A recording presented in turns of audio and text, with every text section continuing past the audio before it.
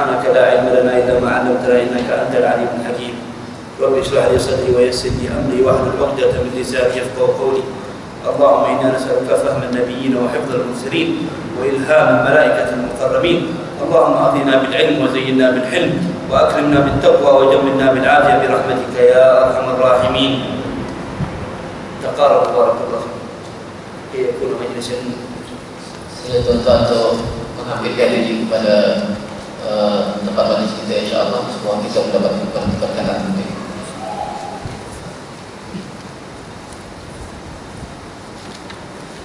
Bismillahirrahmanirrahim. Amalan wa iqtidaan bis salaf as-salih. Beliau memulakan untuk dalam pengkajian beliau dalam daurah ini dan sekaligus mengikuti kepada apa yang selalunya dilakukan oleh para ulama saleh dalam memulakan daripada majlisnya. Min amalihim annahum idza qaraba syahr Ramadan, di antara kebiasaan mereka para ulama saleh bila mana mereka telah hampir kepada bulan suci Ramadan, kana radhiyallahu anhum yaj'aluna durusahum fi bab as-siyam, maka mereka menjadikan majlis-majlis itu mereka berkaitan seputar daripada puasa Ramadan. لكي يدخل شهر رمضان supaya mereka orang-orang tersebut memasuki bulan suci Ramadan وهم على علم dan mereka telah bersedia dengan ilmu yang berkaitan dengan Ramadan ومعرفة تامة بأحكام رمضان وشهر رمضان وسننه وآدابه وما يتعلق به, dan pengetahuan yang sempurna tentang kaitan kepatuhan apa yang diwajibkan di bulan suci Ramadan atau sunnah-sunnah yang di dalamnya dan juga adab-adabnya. لهذا اخترنا بأن تكون هذه الدورة في باب الصيام استعدادا لشهر رمضان. So itulah kita persiapkan dan kita sediakan tajuk di dalam kajian daurah ini berkaitan dengan bulan suci Ramadan. ولأجل معرفة المسلمين والمسلمات بأحكام صومهم, supaya kita semuanya kaum muslimin dan muslimat dapat mengetahui dengan hakikat yang sebenarnya daripada puasa mereka. لأن رمضان هو شهر عظمه الله تعالى فيجب علينا تعظيمه. Dan kerana bulan suci Ramadan adalah bulan suci yang diagungkan oleh Allah Subhanahu wa taala, maka wajiblah bagi kita untuk melakukannya. ويجب علينا أن نصومه صياما ظاهرا وصياما باطنا. Dan wajib bagi kita semuanya untuk melakukan puasa di bulan suci Ramadan secara zahir dan batin. يقول الله تعالى في محكم كتابه. Allah Subhanahu wa taala berfirman dalam Al-Qur'an, شهر رمضان الذي أنزل فيه القرآن هدى للناس وبينات من الهدى والفرقان. Bulan suci Ramadan adalah bulan yang dimuliakan oleh Allah Subhanahu wa taala yang diturunkan di dalamnya Al-Qur'an, di mana Al-Qur'an tersebut terdapat penerangan-penerangan dan juga pembeda antara yang hak dan yang batil. وكان السلف الصالح إذا قرب شهر رمضان يفرحون به. Dan di antara apa yang dilakukan oleh para ulama-ulama saleh terdahulu, mereka bila mana telah akan memasuki bulan suci Ramadan, mereka bersenang dan seronok akan hampirnya bulan suci Ramadan. ويستعدون لشهر رمضان بالأعمال الصالحات. Dan mereka mempersiapkan diri dengan kedatangan bulan suci Ramadan dengan amal-amal yang saleh. ويجعلون من شهر رمضان شهر يتزودون فيه من العبادات والخير والأعمال الصالحات. Dan mereka menjadikan bulan suci Ramadan adalah bulan untuk persediaan di dalam mereka menambah bekal mereka di dalam amal saleh. فكانوا من قبل رمضان ب3 أشهر وهم يفرحون بشهر رمضان. Dan mereka sebelum masuk lagi bulan suci Ramadan dengan 3 bulan lagi mereka sudah bergembira dengan bulan suci Ramadan. وأهل هذا الزمان انعكست الأحوال. Dan penghuni zaman kita saat ini terbalik keadaannya dengan mereka. عندما يستعدون لشهر رمضان بكثرة الأكلات والدنيا والشهوات.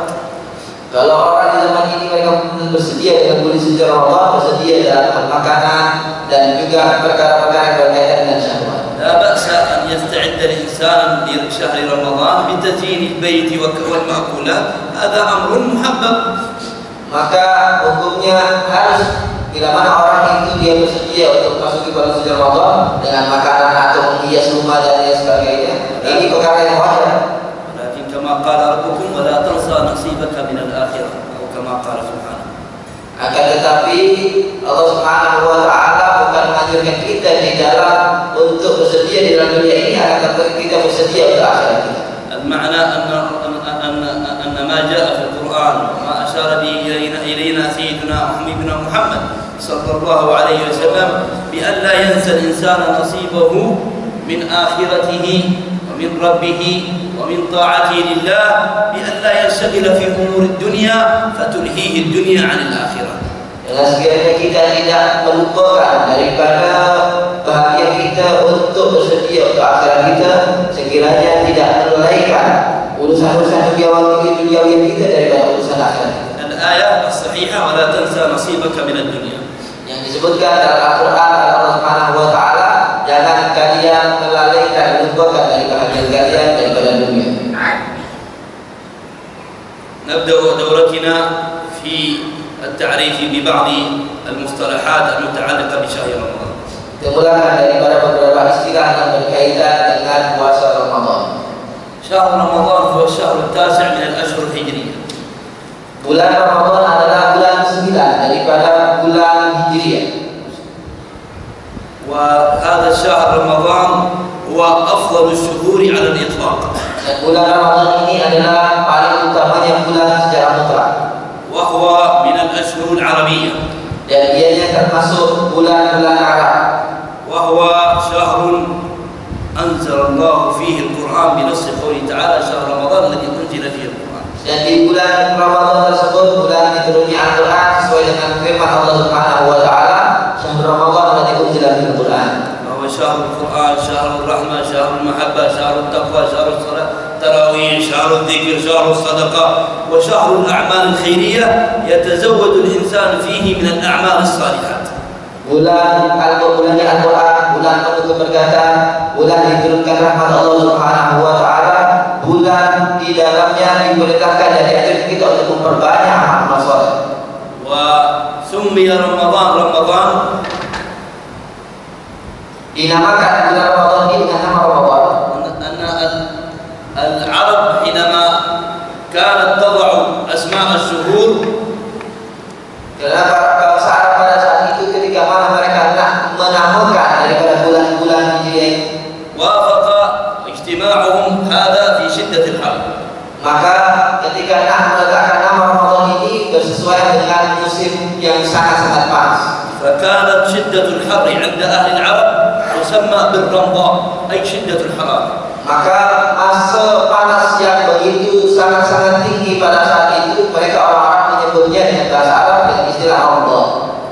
فقالوا إذا نسمي هذا الشهر الذي هو في شدة الحرارة نسميه رمضان، فسموه رمضان. Maka kalau semacam itu, bulan yang kita saat ini berada di dalam musim yang sangat-sangat panas, kita namakan sesuai dengan musimnya, yaitu Ramadan, karena di dalamnya sangat-sangat panas. وفرض شهر رمضان في السنة الثانية من الهجرة قبل رمضان، في شعبان قبل أن يدخل رمضان فرض في السنة الثانية الهجرة.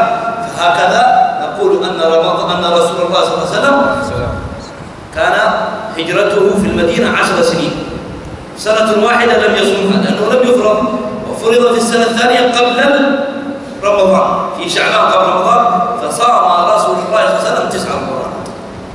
Dan Allah Subhanahu wa taala mewajibkan berpuasa di bulan suci Ramadan ini pada tahun kedua daripada Hijriah selepas hijrah Nabi sallallahu alaihi wasallam ke Madinah, pada satu bulan sebelum masuknya bulan suci Ramadan, yaitu di bulan Sya'ban. Maka pada Nabi sallallahu alaihi wasallam tidak berpuasa di tahun pertama ketika beliau hijrah berada di kota Madinah, akan tetapi di tahun kedua di bulan Sya'ban beliau mendapatkan perintah untuk melaksanakan puasa di bulan suci Ramadan, maka beliau melaksanakan puasa Ramadan selepas itu. وهو من خصوصيات رمضان بهذه الكيفية المشروعة، من خصوصيات الأمة المحمدية.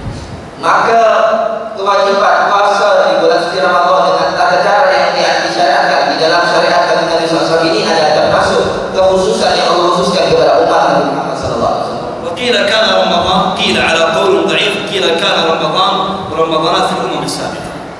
Dalam pendapat yang lainnya, sebagian ulama mengatakan bahwasanya ada pula bulan puasa Ramadan ini pada umat-umat terdahulu. المعتمد أنه خصوصية. Akan tetapi yang paling kuat pendapat para ulama bahwasanya puasa Ramadan ini adalah khusus bagi umat Nabi sallallahu alaihi wasallam. والأمم السابقة كان يوجد فيها صوم. Sedangkan umat-umat terdahulu ada diwajibkan puasa. فقالت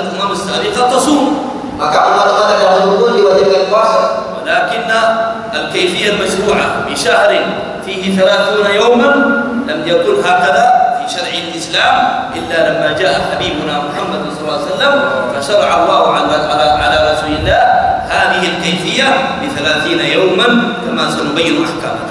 Akan tetapi dengan tata cara yang seumpama diwajibkan kepada umat Nabi SAW, yaitu diwajibkan dalam 1 tahun hanya 1 bulan dengan 30 atau 29 hari. Ini adalah tata cara puasa yang khusus diwajibkan oleh Allah Subhanahu wa taala kepada umat Nabi SAW, yang tidak tata cara tersebut diberikan kepada umat-umat terdahulu. في البداية هذه الدورة على مذهب الإمام الشافعي. Dan kita akan mengkaji dalam hukum ahkam puasa ini atas mengikut mazhab Imam Syafi'i. لأن أهل ماليزيا مذهبهم وهم يجرون على المذهب الشافعي. Karena kita semuanya daripada penduduk Malaysia ini mayoritas mengikut daripada mazhab Syafi'i. مثلنا عندنا في بلاد اليمن أهلنا وسلفنا الصالح وأهل اليمن على المذهب الشافعي أكثر. Seumpama daripada penghuni kota Yaman, daripada kota Madinah dan sekitarnya, daripada salafus salih, mereka juga berpegang teguh dengan mazhab Imam Syafi'i. وحكم الصوم رمضان أنه واجب على كل مكلف، وسيأتي الحكم في ذلك ونبين تفصيله. واجب صوم على كل مسلم ومسلمة يشهدون أن لا إله إلا الله وأن محمدا رسول الله صلى الله عليه وسلم. Dan hukum puasa Ramadan ini adalah wajib bagi setiap orang mukallaf, laki maupun perempuan yang menyaksikan bahwa dia adalah Tuhan melainkan Allah dan Muhammad adalah Rasulullah.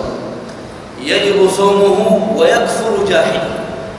Wajib hukum puasanya dan dihukumi kafir bagi orang-orang yang meyakini ataupun dia yang mengingkari kewajiban puasa.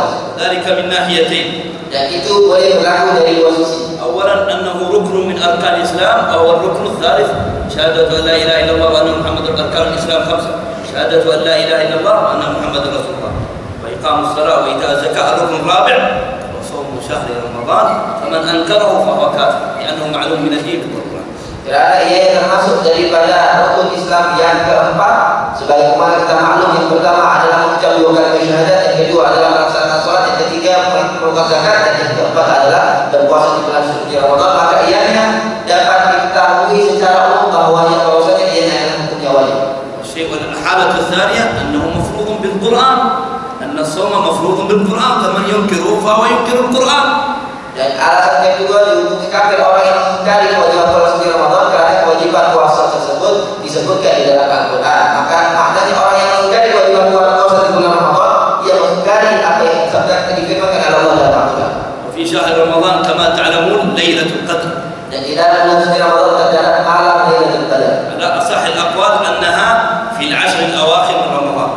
Dan menurut pendapat daripada jumhur kebanyakan para ulama bahwa malam Lailatul Qadar ini berada di 10 malam terakhir di Ramadan.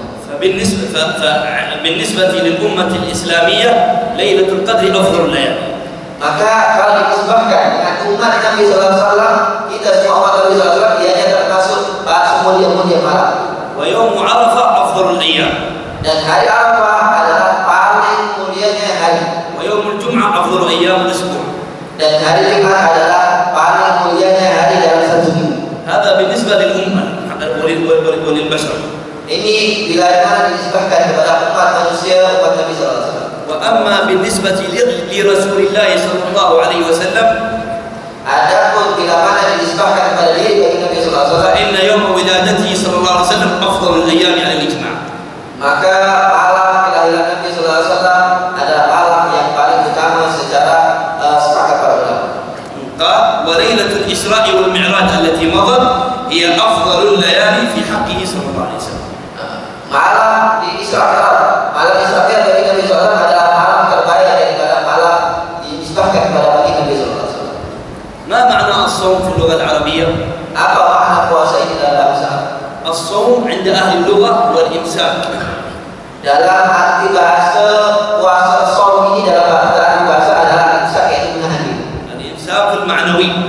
Yaitu menahan diri secara maknawi. وذلك كما جاء عن قصة سيدتنا مريم رضي الله عنها: إني نذرت للرحمن صوما، أي سكوتا عن الكلام، فهي أمسكت عن الكلام فسمي صوما عند أهل اللغة.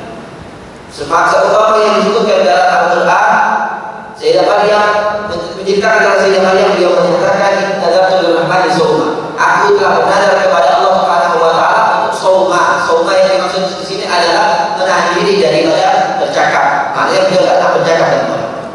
وعند أهل الشرع Menurut dari istilah dalam syariat, وهو الإمساك عن تناول أي شيء من المفطرات، yaitu menahan diri seseorang daripada segala sesuatu perkara-perkara yang dapat membatalkan daripada puasanya. والمفطرات هي الأكل أو الشرب، Di antara yang membatalkan itu adalah makanan ataupun minuman. وذلك سيأتي إن شاء الله تعالى تفصيل ما هي المبطلات التي تبطل الصيام. إن شاء الله ستأتي معنا في هذه الدورة ونشرحها لكم شرحا مبينا. Dan akan disebutkan insyaallah apa-apa saja yang boleh membatalkan daripada puasa insyaallah. الإمساك عن المفطرات من طلوع الفجر إلى من صلاة الفجر، إذا أذن المؤذن الله أكبر لا يجوز أن نأكل أو نشرب. من طلوع الفجر إلى أذان المغرب، إذا أذن المغرب فهنا دخل وقت الإفطار، وسيأتي ذلك ونبين أحكامه إن شاء الله. Kita menahan diri daripada perkara yang boleh membatalkan puasa, seumpama makan atau minum dari semenjak terbitnya fajar, atau boleh kita dapati kita boleh membagikannya dengan suara adzan subuh sampai terbenamnya matahari, atau boleh kita tandai dengan adzan maghrib بنية مخصوصة، dengan niat yang dikhususkan. ستأتي النية ونتكلم عن أحكامها، ويتعلق بالنية مسائل كثيرة. Dan insyaallah akan disebutkan tentang apa-apa yang berkaitan dengan niat dalam daurah insyaallah. الأصل في الصيام قوله تعالى: Adapun asal kewajiban puasa ini adalah firman Allah Subhanahu wa taala. يا أيها الذين آمنوا، خطاب من الله لأهل الإيمان.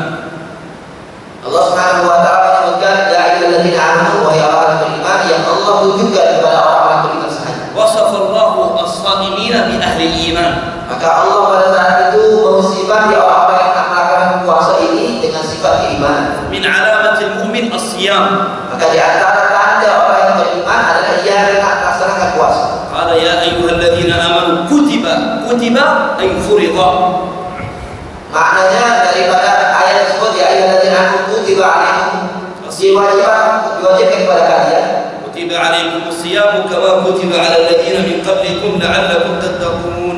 Diwajibkan atas kalian puasa seumpama umat-umat terdahulu yang diwajibkan juga puasa ke atas mereka, agar supaya kalian menjadi orang-orang yang takut. وقد جاءت آيات في القرآن تدل على فضيلة الصيام، منها قوله تعالى: Dan banyak sekali ayat-ayat yang menunjukkan daripada fadilat keutamaan puasa ini, di antara firman Allah Subhanahu wa taala.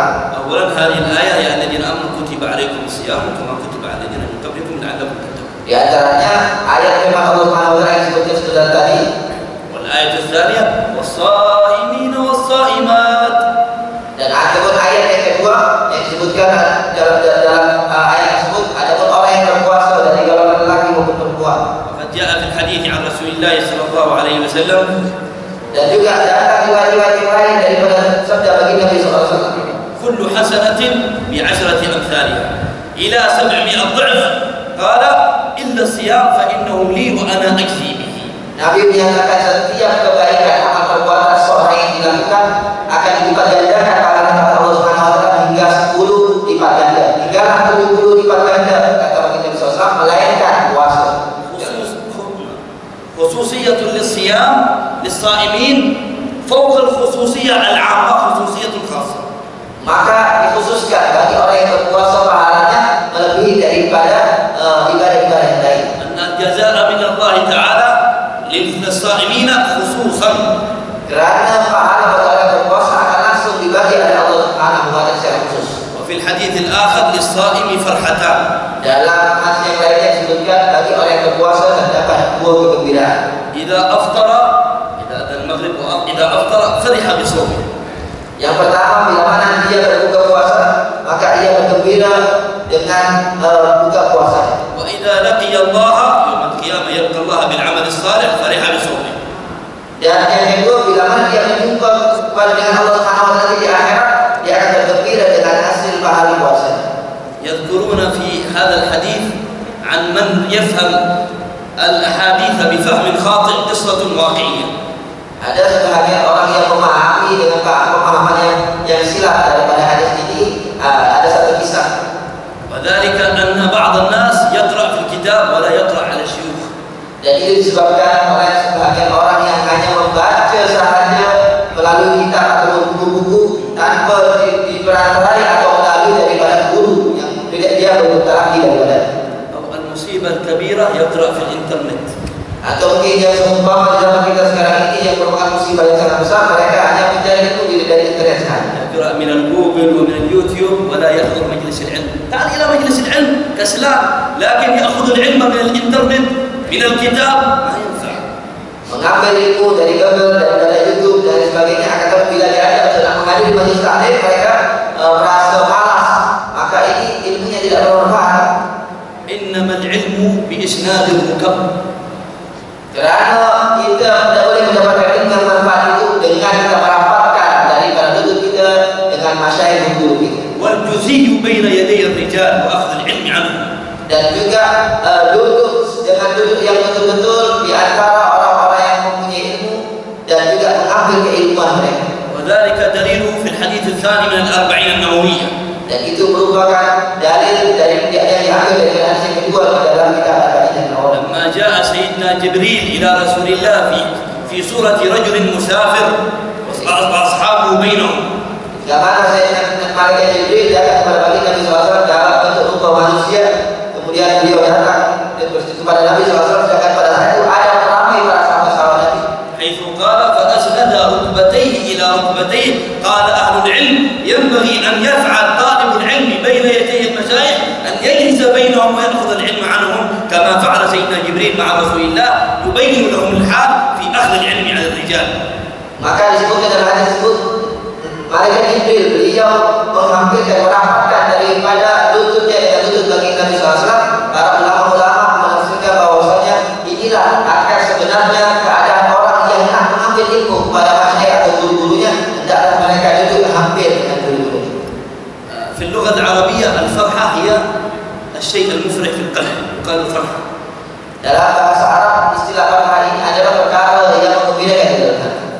وإذا وضعنا فوق الحاء نقطة فصار بدل الحاء خاء صار فرخاء فينقلب المعنى إلى دجاج باللغة الملايو أيام. Maka dalam kisah yang disebutkan yang akan disebutkan ini, bila mana kita letak satu titik sahaja pada huruf ha yang tadinya fathah, maka berubah menjadi fathah yang maknanya adalah anak ayam. فأحد من الناس يقرأ في الكتاب قال رسول الله صلى الله عليه وسلم للصائم فرختان. Maka dia pun membaca nas ayat nas hadis tersebut sebaliknya diswahili farhatan, akan tapi dia tersilap membacanya diswahili farhatan. لأنه خطأ ما قرأ على الشيوخ فجعل شيخه كتابه وقال أهل العلم من كان شيخه كتابه كان خطأه أكثر من صوابه. Kerana dia menjadikan gurunya hanya sebatas buku bacaan sahaja, maka para ulama mengatakan barang siapa yang menjadikan gurunya adalah buku atau kitabnya, maka kesilapannya lebih banyak berbanding kebenaran. فلما جاء وقت المغرب جاء بالدجاجة. Maka ketika datang waktu maghrib, dia mendatangkan atau membawa daripada makanan berupa daging ayam. أول ما أذن المغرب أكل الدجاج. Maka pertama kali dia berbuka dengan azan maghrib, dia langsung makan daripada daging ayam tersebut. لم يبدأ بالرطب والتمر، لم يبدأ به. Tidak memulakan dengan sunnah Nabi dengan memakan daripada tamar atau kurma. يا شيخ ليش هذا تأكل دجاج؟ قال جاء في الحديث عن رسول الله صلى الله عليه وسلم أين الكتاب؟ هذا قال الرسول صلى الله عليه وسلم كان خطأ موجود هذا وسخ فوق الحاء فصار الحاء والخاء فقال للصائم فمسحوه فأزالت الوسخ وقال فرحة قالوا أنت ما تعرف تقرأ. Maka ditanya oleh orang-orang yang ada di dunia, wahai tuan, kenapa engkau tak mulakan untuk berbuka dengan kurma? Bukankah ini ada sunnah Nabi SAW? Maka orang itu pun menjawab, ini pun juga sunnah Nabi SAW. Tidakkah kau membaca di dalam kitab ini? Tengok kitab. Baca sekarang. Diswa'i farhatan.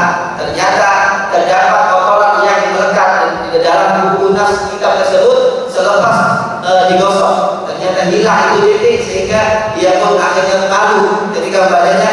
Yang benar adalah diswa'i farhatan. ومثل ذلك في واقعة أخرى تشبهها. Dan di dalam kisah yang lainnya yang serupa dengan kisah tersebut, أن رجلا ذهب إلى يوم من الأيام إلى المسجد، يذهب إلى المسجد ومعه سكين وفقر. Satu ketika ada seorang yang pernah pergi ke masjid dan dia membawa sebilah pisau dengan tikus. لكن في الحديث عن الرسول صلى الله عليه وسلم إذا ذهب أحدكم إذا جاء أحدكم المسجد فليأتي وعليه السكينة والوقار، فهو أخطأ وقرأ السكينة بالسكين وقرأ الوقار وكانت نقطتين فذهبت إحدى النقطة بسبب من الأسباب فبقيت حرف الفاء فقال وفقر فجاء بالسكين والفقر. Kerana disebutkan dalam sabda Nabi SAW, bila mana seorang itu nak datang kepada masjid, maka hendaklah dia datang dalam keadaan sakinah wal waqar, dalam keadaan tenang dan dalam keadaan tidak tergesa-gesa. Maka ia bersilap di dalam membaca dalam hadis tersebut, sakinah dibaca sikin yang mana risau, dan waqar terhilang satu titik yang sehingga kami satu yang bermanfaat menjadi fa yang artinya tikus. Maka ia pun bawa pisau dan tikus untuk pergi ke masjid. فقالوا له أين الكتاب؟ قال الكتاب كذا كذا، فرأوا أنه أخطأ في النظر ولم يقرأ جيدا فعاتبوه. Maka ketika ditanya, "Mengapa kau berbuat demikian?" "Aku mempunyai dalil," kata dia. Dalilnya ada dalam kitab ini dan itu. Dia pun membawa kitab tersebut, ternyata dia nampak bahwa kesilapan ada pada dirinya. Dan dalam ketika dia membaca dan memahami dari kitab tersebut. وهكذا نحن اليوم نعيش في زمن شباب المسلمين ونساء المسلمين يتلقون علمهم من الإنترنت ومن التلفزيون، فحصلت عندهم خبط في المفاهيم وتنوعت الأفكار، كل ذلك لأنهم اتخذوا أولياء الشيطان شيوخا، اتخذوا الإنترنت شيخ، الجوجل شيخ، الإنترنت والفيسبوك شيخ، فحصل عندهم تغير. لو أخذوا العلم من القرآن، لو أخذوا العلم من العلوم ومن المشايخ لكانوا أولياء الله تعالى. وهذا ما نحصل الآن في زمن من الشكوك والظنون وغير ذلك من الفتن، كل ذلك نتيجة العلم الخاطئ الذي يقرأه أولاد المسلمين. Dan kita dapat pada saat ini anak-anak kaum muslimin, mereka para pemuda-pemuda kaum muslimin, mereka lebih berminat untuk mencari itu daripada internet, daripada Google, daripada Facebook dan sebagainya, sehingga mereka tersilap tidak mendapatkan pemahaman yang sebenarnya, sehingga merubah daripada pemikiran mereka, sehingga berlakulah penyimpangan-penyimpangan pemahaman dan lain sebagainya. Ini disebabkan karena mereka tidak mengambil ilmu itu daripada masyayikh, daripada guru yang sebenarnya, sehingga tapi mereka menjadikan orang-orang yang sepatutnya menjadi musuh-musuh Allah daripada aulia syaitan yang ada dalam internet dan Google dan lain sebagainya, menjadi penuntun mereka dan guru mereka yang mereka mengambil keilmuan daripadanya. Maka mereka menjadi berubah dan mereka menjadi menyimpang karena mereka tidak mengambil ilmu tersebut daripada guru yang sebenarnya, dari masyayikh sepatutnya. للصوم أحكام تعتريه 4 أحكام. Puasa ini mempunyai 4 hukum. الحكم الأول الواجب، Hukum yang pertama adalah wajib, الثاني السنة، yang kedua adalah sunnah, الثالث الكراهة، yang ketiga adalah makruh, الرابع الحرمة. yang keempat adalah hukum haram dalam Islam. ففي واجبا يكون في 6 حالات. Kalau berhukum puasa dalam ketika dihukum wajib ini dalam 3 keadaan, di dalam 6 keadaan. الحالة الأولى صوم رمضان واجب. Yang pertama ketika masuk bulan suci Ramadan, yang wajib. فلا يجوز الفطر في رمضان لمن كان قادرا مستطيعا ليس معذورا، يحرم عليه الصوم الفطر، فمن أفطر في يوم من أيام رمضان بدون عذر فقد ارتكب كبيرة من كبائر الذنوب. Maka tidak dibenarkan, diharapkan hukumnya orang yang meninggalkan puasa di bulan suci Ramadan bagi orang yang mampu, yang tidak mempunyai udzur, yang dianya telah mendapat kewajiban untuk melaksanakan puasa bulan suci Ramadan. Maka barang siapa yang sengaja di bulan suci Ramadan meninggalkan puasa tanpa udzur, maka bermakna dia telah melakukan perbuatan dosa yang sangat besar. أن من أفطر يوما في رمضان بدون عذر لحقه الإثم ووجب عليه القضاء على الفور بعد العيد الفطر مباشرة. Dan bagi orang yang meninggalkan puasa tanpa udzur tersebut, maka ianya mendapatkan dosa satu yang pertama, yang kedua kewajiban untuk membayar ataupun mengqadha daripada puasa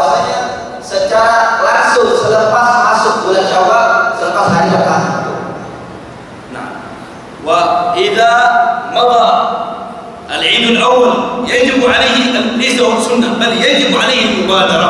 Maka selepas hari pertama daripada hari raya, hari kedua dia wajib untuk langsung mengqadha daripada puasa yang ditinggalkan.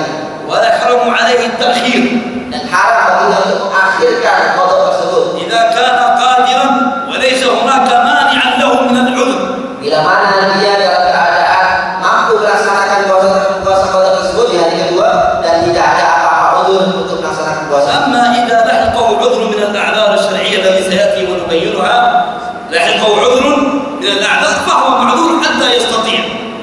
Maka bila mana seorang itu meninggalkan puasa di bulan suci Ramadan kerana uzur, yang akan disebutkan nantinya apa saja uzur-uzur di dalam meninggalkan puasa Ramadan ini, maka bolehlah dia untuk mengqadha puasa tersebut bila-bila masa dia boleh luangkan masanya sebelum datang lagi bulan suci Ramadan ini. وإذا مات وهو كان مستطيعا قادرا ولم يصم فمات. Dan bila mana orang tersebut meninggal sebelum dia melaksanakan qadha bulan suci Ramadan, sedangkan dia mampu sebelumnya untuk melaksanakannya, فإنه في هذه الحالة يجب على ورثته القضاء بأن يقضوا عنه في الصيام. maka dalam keadaan demikian wajiblah bagi ahli waris ataupun ahli keluarga orang yang meninggal tersebut untuk mengqadha sebagai pengganti daripada qadha si mayit من أقاربه وليس من الآباء. daripada ahli keluarga yang berhampiran daripada mayit, bukan daripada ahli keluarga yang jauh. ولكن إذا كان هناك بعيد أجنبي ليس من الورثة يريد أن يصوم عن الميت لا بد من إذن من الورثة. Akan tetapi bila mana ada orang kerabat yang jauh yang bukan termasuk ahli waris yang nak untuk mengqadha daripada qadha si mayit yang belum terlaksana ini, maka boleh dengan syarat dia meminta izin kepada ahli waris. الحكم الثاني صوم القضاء لمن فاته يوما من رمضان عليه أن يقضي. Maka yang ketiga adalah selain daripada bulan qadha, selain daripada puasa Ramadan ada puasa qadha daripada puasa Ramadan itu sendiri yang wajib. ونبين لكم حكم القضاء وما تعتريه من أمور. Dan akan diterangkan tentang hukum qadha ini. من فاته يوما من رمضان بعذر من الأعذار، Dan barang siapa yang tertinggal satu hari bulan suci Ramadan tidak dia puasai dengan uzur, سواء كانت المرأة حائض sama ada uzurnya itu berupa wanita yang dalam keadaan haid أو نفاس ataupun nifas, رجل كبير في السن ataupun lelaki yang dalam yang tua, مسافر ataupun orang yang musafir, مريض شديد المرض بحيث كمرضه إذا صام يشتد مرضه، atau orang yang mempunyai penyakit bila mana dia berpuasa akan bertambah parah sakitnya. هؤلاء أصحاب الأعذار بعد رمضان يجب عليهم القضاء على التراخي. Maka mereka orang-orang yang meninggalkan puasa di bulan Ramadan kerana uzur-uzur yang demikian itu wajib bagi mereka untuk mengqadha selepas bulan suci Ramadan, akan tapi tidak secara langsung, boleh bila-bila masa dalam satu tahun itu untuk mengqadha. ولكن ما معنى على التراخي؟ Akan tapi apa makna tidak secara langsung diwajibkan untuk mengqadha ini tersebut? بمعنى أنه إذا جاء من رمضان الأول إلى رمضان الثاني معه هذه 11 شهر عليه في أي يوم من الأيام أن يقضي فيها. Maknanya dia boleh mengqadha dari bulan Ramadan yang dia tinggalkan itu dengan jarak Ramadan yang akan datang dalam 11 bulan itu dia boleh mengqadha di mana-mana bulan mana saja antara bulan Syawal sampai bulan Sya'ban. لكن المهم أن لا يأتي رمضان الثاني إلا وهو قضاء، فهو الباب عنده متسع. Maka dengan syarat tidak sampai melampaui daripada Ramadan yang tahun hadapan. ولكن قال أهل العلم يسن المبادرة لمن كان قادر. ليش تؤخر؟ تسن لك المبادرة إلى أن تقضي ما فاتك فلا يبقى عليك في ذمتك شيء. ربما يأتيك مرض، ربما تصاب، ربما تموت، فالأفضل المبادرة. Akan tapi yang lebih utama walaupun tidak diwajibkan untuk bersegera di dalam mengqadha, untuk disunahkan untuk bersegera mengqadha. Kenapa? Kerana mungkin kita bila-bila masa yang kita tidak mengetahui yang kita terlibat sebanyak sakit sehingga kita tak mampu untuk melaksanakannya atau meninggal dunia, maka lebih baik untuk kita bersegera di dalam mengqadha daripada puasa yang kita tinggal dalam keadaan uzur tersebut, supaya segera hilang daripada tanggungjawab kita dan beban tanggungjawab tersebut. مسألة مهمة. Satu masalah yang sangat penting. عليها من الناس كثير يسألون في هذا الأمر. Banyak ramai orang yang bertanya tentang masalah itu. وذلك لمن كان عليه صوم من رمضان الأول قضاء حتى جاء رمضان الثاني ولم يقضي. Bagi orang yang mempunyai qada yang dia belum sempat nak mengqadai dari dalam puasanya tersebut hingga datang Ramadan yang kedua. فإنه في هذه الحالة إذا كان جاء رمضان الثاني، انتبهوا لهذا الأمر، جاء رمضان الأول إلى رمضان الثاني ولم يقضي، وهو ما بين رمضان الأول ورمضان الثاني كان مستطيعا قادرا ولكن كسلان لم يقضي، جاء رمضان الثاني عليه بعد رمضان الثاني قضاء ما فاته من رمضان الأول مع الفدية. Bagi orang yang dia meninggalkan bulan puasa Ramadan karena uzur tadi, kemudian dia tangguh-tangguh untuk mengqadanya hingga datang Ramadan yang kedua, maka wajib baginya tetap untuk mengqada daripada qada Ramadan yang pertama tadi, akan tapi dengan wajib membayar fidyah. Wal fidyah hiya muddun wahidun li kulli yawm. Dan fidyah ini adalah wajib mengeluarkan satu jupa daripada makan pokok dalam setiap satu hari. من غالب قوت البلد الذي هو عليه يقتادون دائما مثل الأرز ومثل غير ذلك في بلادكم. Daripada makan asas yang terbiasa manusia atau orang yang di masyarakat itu memakannya. إذن عليه الفدية إذا نسي يوم من رمضان الأول ولم يقضه متعمدا ليس له عذر من الأعذار فأخره إلى رمضان الثاني عليه القضاء وعليه الفدية. Maknanya bila mana seorang yang mempunyai qada akan tapi tak sampai dia laksanakan qada tersebut, dia tangguh-tangguh dalam keadaan dia mampu untuk melaksanakannya, akan tapi dia tangguh sampai datang Ramadan berikutnya, maka wajib baginya mengqada dan membayar fidyah. أشار إلينا أحد أهل العلم من بلاد اليمن الشيخ عبد القادر البيحاني حفظه الله بملحوظ مهم. Syekh Abdul Qadir Al-Bihani sudah tadi memberikan satu masukan yang sangat-sangat penting. المد ما هو وما محتوى.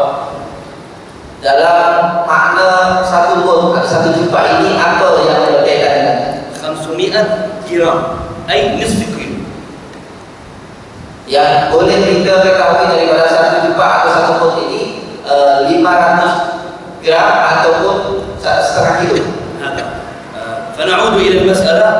إذا فاته رمضان الأول عليه فدية والفدية هي مد. Dan bagi orang yang meninggalkan bulan suci Ramadan kemudian hingga masuk Ramadan yang kedua, maka baginya untuk wajib mengqadai dan juga mengeluarkan satu mud. طيب إذا فاته 2 رمضان حتى جاء رمضان الثاني تتكرر الفدية فتكون عليه فديتين أي مدين. Maka bila mana puasa tersebut tidak sampai dia lakukan lagi hingga datang Ramadan yang berikutnya yang ketiga, maka akan berganda daripada fidyah yang sedang dikeluarkan. Maknanya setiap harinya dia akan keluarkan 2 mud atau 2 juta. فإذا كان 3 رمضان 3 4 4 5 وهكذا بكل 20 تتكرر الفدية. إذا كان طبعا يؤخر بلا عذر، أما إذا كان هناك عذر فلا فدية عليه كما أخبرنا. Maka apabila dia menangguh lagi hingga datang Ramadan yang berikutnya, maka akan berganda lagi daripada fidyah yang diwajibkan baginya setiap harinya. Melampaui daripada Ramadan yang keempat, maka wajib mengeluarkan 3 fidyah. Maknanya telah melalui 3 Ramadan dia tangguh-tangguh, maka selain wajib qada, dia wajib juga untuk mengeluarkan 3 fidyah setiap hari, 3 mud dalam setiap harinya. Maka itu bila mana dilakukan penangguhan tersebut tanpa adanya uzur. Akan tapi bila ada uzur karena sakit dan lain sebagainya, maka tidak diwajibkan fidyah. طيب إذا كان عليه 3 أيام من رمضان الأول كم فدية؟ Bila mana dia mempunyai 3 qada, 3 hari qada daripada bulan Ramadan yang lepas, dia sampai masuk ke Ramadan yang berikutnya, berapa fidyahnya? فجاء رمضان الثاني ولم يقضي وليس عنده عذر. Dia sampailah masuk bulan Ramadan yang berikutnya, dia tidak lagi mengqada daripada qada puasanya tersebut tanpa ada uzur, 3 فدية تكون عليه. maka wajib mengeluarkan 3 fidyah baginya. وإذا جاء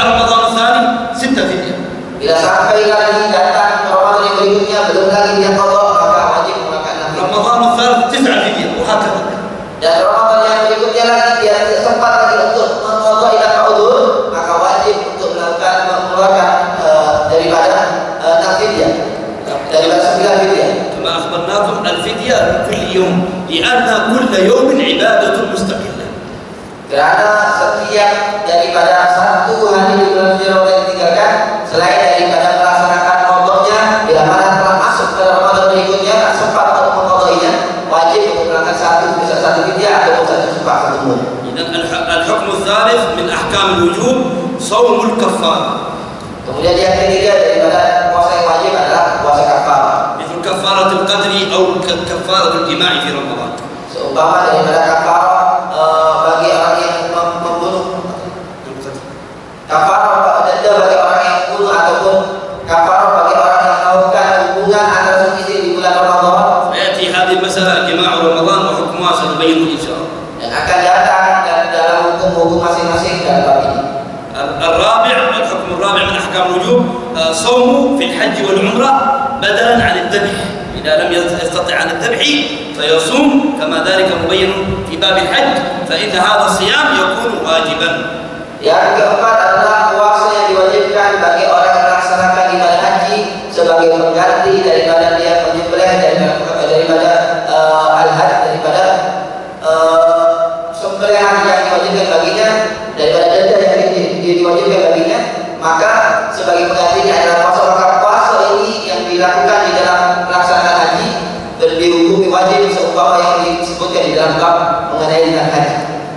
الخامس وهو صوم الاستسقاء. إذا أمر السلطان إلى الرعية واجب الحاري خميس الصيام. إذن يجب على الرعية بأمر السلطان الصيام لأنه بأمره صار واجبا. Yang kelima adalah puasa untuk meminta hujan sebelum melaksanakan sholat istisqa ada berpuasa. Maka ianya puasa tersebut dikira wajib bila mana diperintah oleh pemerintah daerah tersebut. Pemerintahan setempat mewajibkan bahwasanya hari Kamis ini kita berpuasa untuk melaksanakan sholat istisqa. Maka wajiblah puasa hari Kamis tersebut bagi seluruh masyarakat.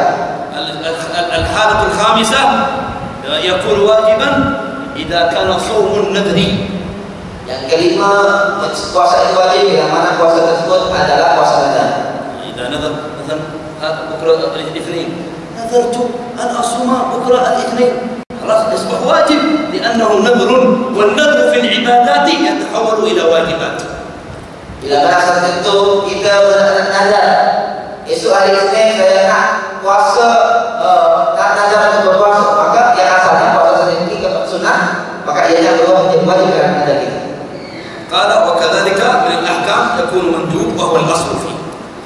Dan di antara puasa-puasa itu ada hukum puasa sunnah. وذلك مثل يوم عرفة وتاسوعة وعاشوراء في السنة. Dan seumpama puasa Arafah, puasa Tasu'a, puasa Asyura di dalam perbulan satu tahun. وصيام الأشهر الحرم. Dan puasa di bulan-bulan yang Ashhurul Hurum ataupun yang mulia. والعشر الأول من ذو الحجة. Puasa 10 hari pertama bulan Dzulhijjah. فرمان الله تعالى والفجر وليال عشر. قال أهل العلم ليال عشر عشر ذي الحجة عند أكثر أهل العلم. Sebagaimana disebutkan dalam Al-Quran, wal fajri wa layalin ashr, demi waktu fajar dan 10 hari pertama dan 10 malam pertama. Maka para ahli ilmu ulama menyatakan 10 hari pertama ini adalah 10 malam di hari bulan Dzulhijjah. ومن الصيام السنة الاثنين والخميس. Dan di antara puasa yang disunahkan adalah puasa di hari Isnin dan hari Kamis. ويكون الصوم مكروها. Dan hukum yang keempat adalah hukum puasa makruh. الجمعة لوحدها. Yaitu makruh kita berpuasa bila mana kita berpuasa di hari Jumat sahaja. لأن الجمعة عيد المسلمين. Tanpa diikuti sebelum dan selepasnya, karena hari Jumat adalah hari raya kaum muslimin. أو السبت لوحده. Atau hari Sabtu sahaja. لأن يوم السبت عيد اليهود. Kerana hari Sabtu adalah hari raya kaum Yahudi pada saat itu. أو الأحد لوحده لأن الأحد يوم عيد النصارى. Dan ataupun puasa di hari Ahad sahaja mengkhususkannya, karena ianya adalah hari raya bagi orang Nasrani. هذا مكروه صيام. Ini makruh hukumnya untuk kita berpuasa di hari tersebut. إلا إذا اقترن يوم قبله أو بعده معه فينتفي الكراهة. Kecuali bila mana kita mengikuti dengan hari-hari yang dimakruhkan kita berpuasa untuk mengkhususkannya, dengan hari sebelumnya, hari Jumat umpamanya dengan hari Kamis sebelumnya, atau yang selepasnya dengan hari Sabtu, maka hilangkan hukum makruh tersebut. فلو صام الجمعة والسبت فلا كراهة. Andainya dia berpuasa di hari Jumat dan hari Sabtu, maka hilanglah hukum makruh dalam hari tersebut. الحكم الرابع حرام. Hukum yang keempat, puasa hukumnya haram. وذلك على قسمين. Jadi terbagi menjadi dua bahagian. الأول حرام مع الصحة. Yang pertama, hukum haram akan tapi sah dia melaksanakan puasa. وهو صيام الزوجة بدون إذن زوجها. Yaitu dia adalah puasa seorang wanita, seorang istri tanpa izin daripada suami. الصوم صحيح لكن عليها إثم. فإذا أمرها زوجها بالإفطار يجب عليها طاعته. Puasanya sah akan tapi haram hukum puasa itu bagi wanita tersebut bila mana suaminya memerintahkan untuk dia meninggalkan puasanya, maka wajib dia untuk taat. إلا إذا كان صوم فرض فلا تطيعه لأنه صوم فرض. Melainkan bila mana puasa itu adalah puasa yang fardu, maka tidak dibenarkan istri mengikuti atau taat suaminya bila mana perintah untuk meninggalkan. أو قضاء. Atau sebuah qada yang diwajibkan. إنما ذلك في صوم النفل المقصود به. Ini yang dimaksudkan bila mana wanita tersebut berpuasa pada sunnah. القسم الثاني حرام بدون الصحة. Bagian yang kedua adalah hukum haram dengan tidak sah, hukum tidak sah pada puasa. وذلك في 5 حالات. Yaitu ada di dalam 5 perkara. الأول صوم عيد الفطر. Yang pertama puasa di hari raya Idul Fitri. وهو أول يوم من شهر شوال. Yaitu tarikh pertama daripada bulan Syawal. ثانيا صوم عيد الأضحى وهو الصوم يوم العاشر من شهر ذي الحجة. Yang kedua adalah puasa di hari Idul Adha, yaitu puasa di tarikh ke-10 daripada Dzulhijjah. ثالثا صيام أيام التشريق وهي 11 12 13 من شهر ذي الحجة فهي تابعة لعيد الأضحى فيحرم كذلك صيامها. Yang ketiga adalah puasa di hari tasyrik yang mana ianya adalah tarikh ke-11, 12, 13 dan Dzulhijjah. الحكم الرابع وهو مما يحرم صوم النصف الأخير من شهر شعبان.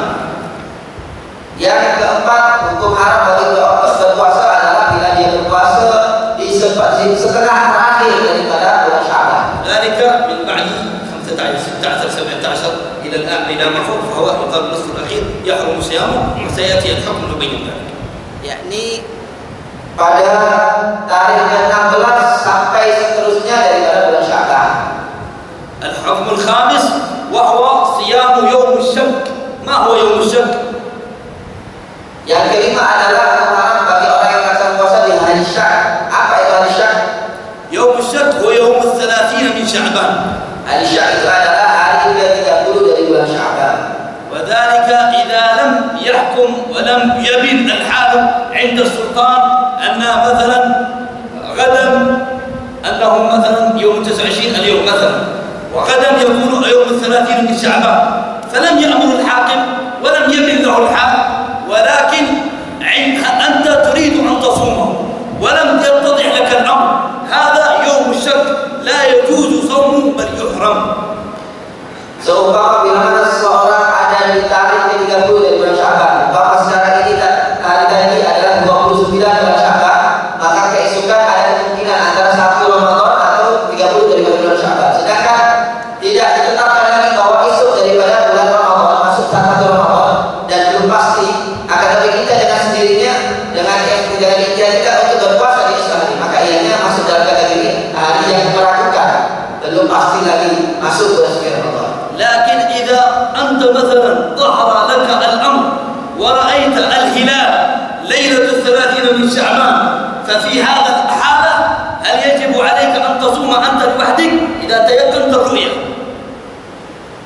Maka bila mana seseorang itu ketika di malam ke-30 dari bulan Sya'ban dia telah melihat daripada hilal ataupun tanda menentu daripada bulan permulaan daripada satu Ramadan, maka bila mana dia yakin melihatnya, adakah dia wajib bagi dia seorang sahaja? في حقك أنت إذا تأكدت الرؤية حقك يجوز لك الصوم يجب. Maka bila bagi seorang yang melihat sendiri dengan permulaan bulan satu daripada Ramadan tersebut, wajib baginya untuk berpuasa. لكن لا يجوز لك أن تعلن الخبر. Akan tetapi tidak boleh kita mewajibkan kepada orang yang lain untuk berpuasa. فإنك إذا فعلت ذلك أوقعت الفتنة بين الناس.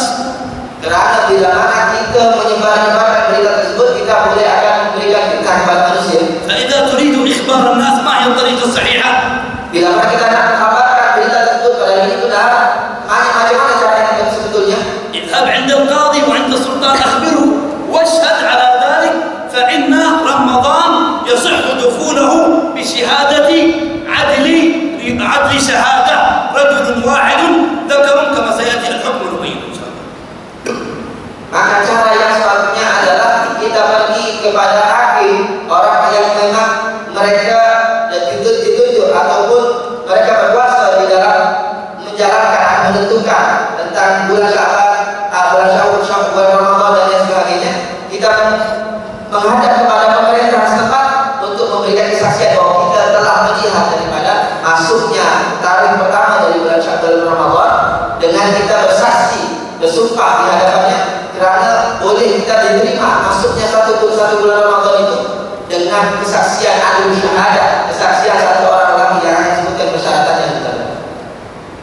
قال أهل الفقه Berkata para ulama al-fiqh أنه إذا كانت الدولة مسلمة والحاكم والسلطان مسلمين، bila mana satu negara tersebut dipimpin oleh seorang pemimpin yang muslim dan juga negara tersebut mayoritas adalah negara mayoritas kaum muslimin, فلا يجوز لهم الصيام إلا إذا لم يروا الهلال إلا بأمر الحاكم والسلطان. maka tidak dibenarkan mereka berpuasa Ramadan selain dari orang melihat sendiri akan adanya hilal ataupun bulan pada permulaan satu Ramadan, bila mana mereka tidak mendapatkan perintah langsung dari sultan ataupun pemerintahan yang berbelah pada saat itu. ولا يجوز لهم المخالفة دفعا للمجادلة ولوقع الفتنة. Dan tidak boleh juga mereka untuk bermukhalafah, menentang daripada keputusan pemerintah setempat bila untuk menghindarkan dari fitnah. فإن رأى قوم الهلال وتأكدوا من رؤيته، bila mana sekelompok kaum yang mereka dapat melihat adanya hilal pada permulaan satu Ramadan dan dia betul-betul yakin, صاموا لوحدهم. maka mereka boleh puasa dengan sekelompok mereka yang melihat sahaja. هذا هو الحكم كما بينه الفقهاء. Inilah hukum yang telah diterangkan oleh para ulama ahli fikih. مسألة نتكلم الآن ونفصل القول في مسألة الصوم بعد النصف من رمضان متى يجوز. Sekarang kita membahas daripada puasa setelah setengah terakhir daripada bulan Syawal, macam mana boleh kita berpuasa di dalamnya. ويدخل فيه كذلك يوم الشك في نفس المسألة. Yang juga masuk di dalamnya hari Syak. وهو في ثلاثة حالات يجوز وغيرها لا يجوز. Di dalam tiga keadaan dibenarkan kita berpuasa di pertengahan akhir dari bulan Syawal dan selain itu tidak dibenarkan. الحالة الأولى Yang pertama, ذلك إذا كان عليه قضاء واجب من رمضان الأول ونسي رمضان قريب، أنا نسيت والآن النصف الأخير من شهر شعبان، ولو في هذه الحالة وإن كان عليه قضاء يجوز له الصوم في هذه الحالة. bagi orang yang masih lagi mempunyai qada, sedangkan dia belum lagi melaksanakan qada tersebut, bila mana telah masuki pertengahan akhir daripada bulan Syawal, tarikh ke-16 hingga selepasnya, maka dibenarkan di dalam hari-hari ini, walaupun sebelum dikatakan bahwa ini yang haram untuk puasa dalamnya, bagi orang yang belum lagi mengqadai puasa Ramadan pada tahun lepas, wajib baginya untuk boleh baginya untuk melaksanakan puasa di hari tersebut. أو كفارة ومثله كذلك النذر. Ataupun kewajiban kafarah ataupun nazar. هذا كله ولو بعد نصف من شعبان يجوز الصيام. Ini adalah puasa-puasa yang dibenarkan dia melaksanakannya walaupun di pertengahan akhir dari bulan Syawal. الحالة الثانية Keadaan yang kedua, إذا كانت له سنة معتادة كأن يصوم الاثنين الخميس دائما وصيام الاثنين والخميس، في هذه الحالة ولو وافق الاثنين والخميس بعد النصف من شعبان يجوز له الصيام في هذه الحالة لأنه من أهل العادة. bagi siapa yang mempunyai kebiasaan melaksanakan puasa sunat, seumpama orang itu terbiasa melakukan puasa Isnin dan Khamis, maka benarkan dia berpuasa Isnin dan Khamis walaupun hari tersebut bertepatan di pertengahan akhir dari bulan Syawal. الحالة الثالثة Keadaan yang ketiga, إذا كان هو بدأ بالصوم قبل النصف من شعبان 13 14 أو حتى 14 15 ثم أراد المواصلة إلى آخر رمضان يصوم في هذه الحالة. bagi orang yang menyambung hari sebelum pertengahan akhir bulan Syawal tersebut, mungkin dia hari ke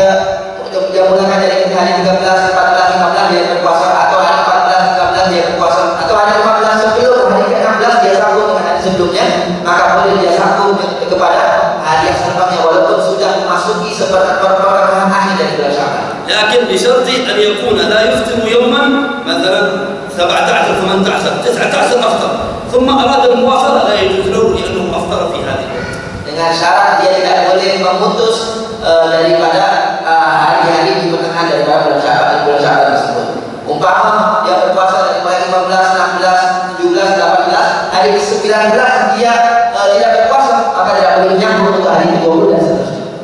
هذا والله أعلم إلى صلاة العشاء إن شاء الله. Dan insyaallah kita akan memasuki sholat Isya dan insyaallah akan kita sambung kembali selepas sholat Isya insyaallah.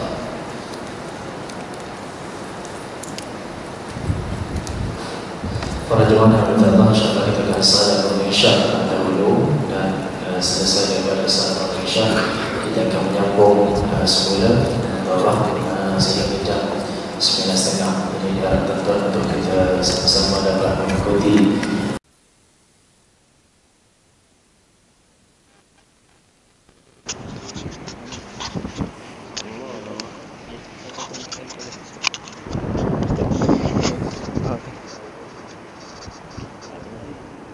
Habib Umar dia tak ada sambung daurah dia dah. Habis dah. Tak tahu. Tak ada dah. Habis lah. Mungkin kot. Ya. Okey, 45 dah. Lagi awal lagi asal. والصلاة والسلام على رسول الله وعلى آله وصحبه ومن والاه أما بعد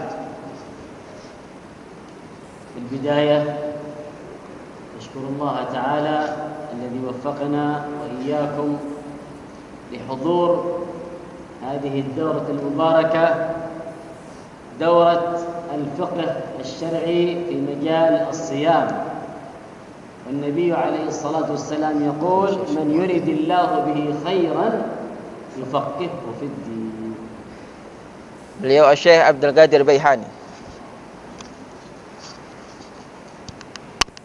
Beliau Syekh Abdul Qadir Baihani memulakan daripada tausiah beliau.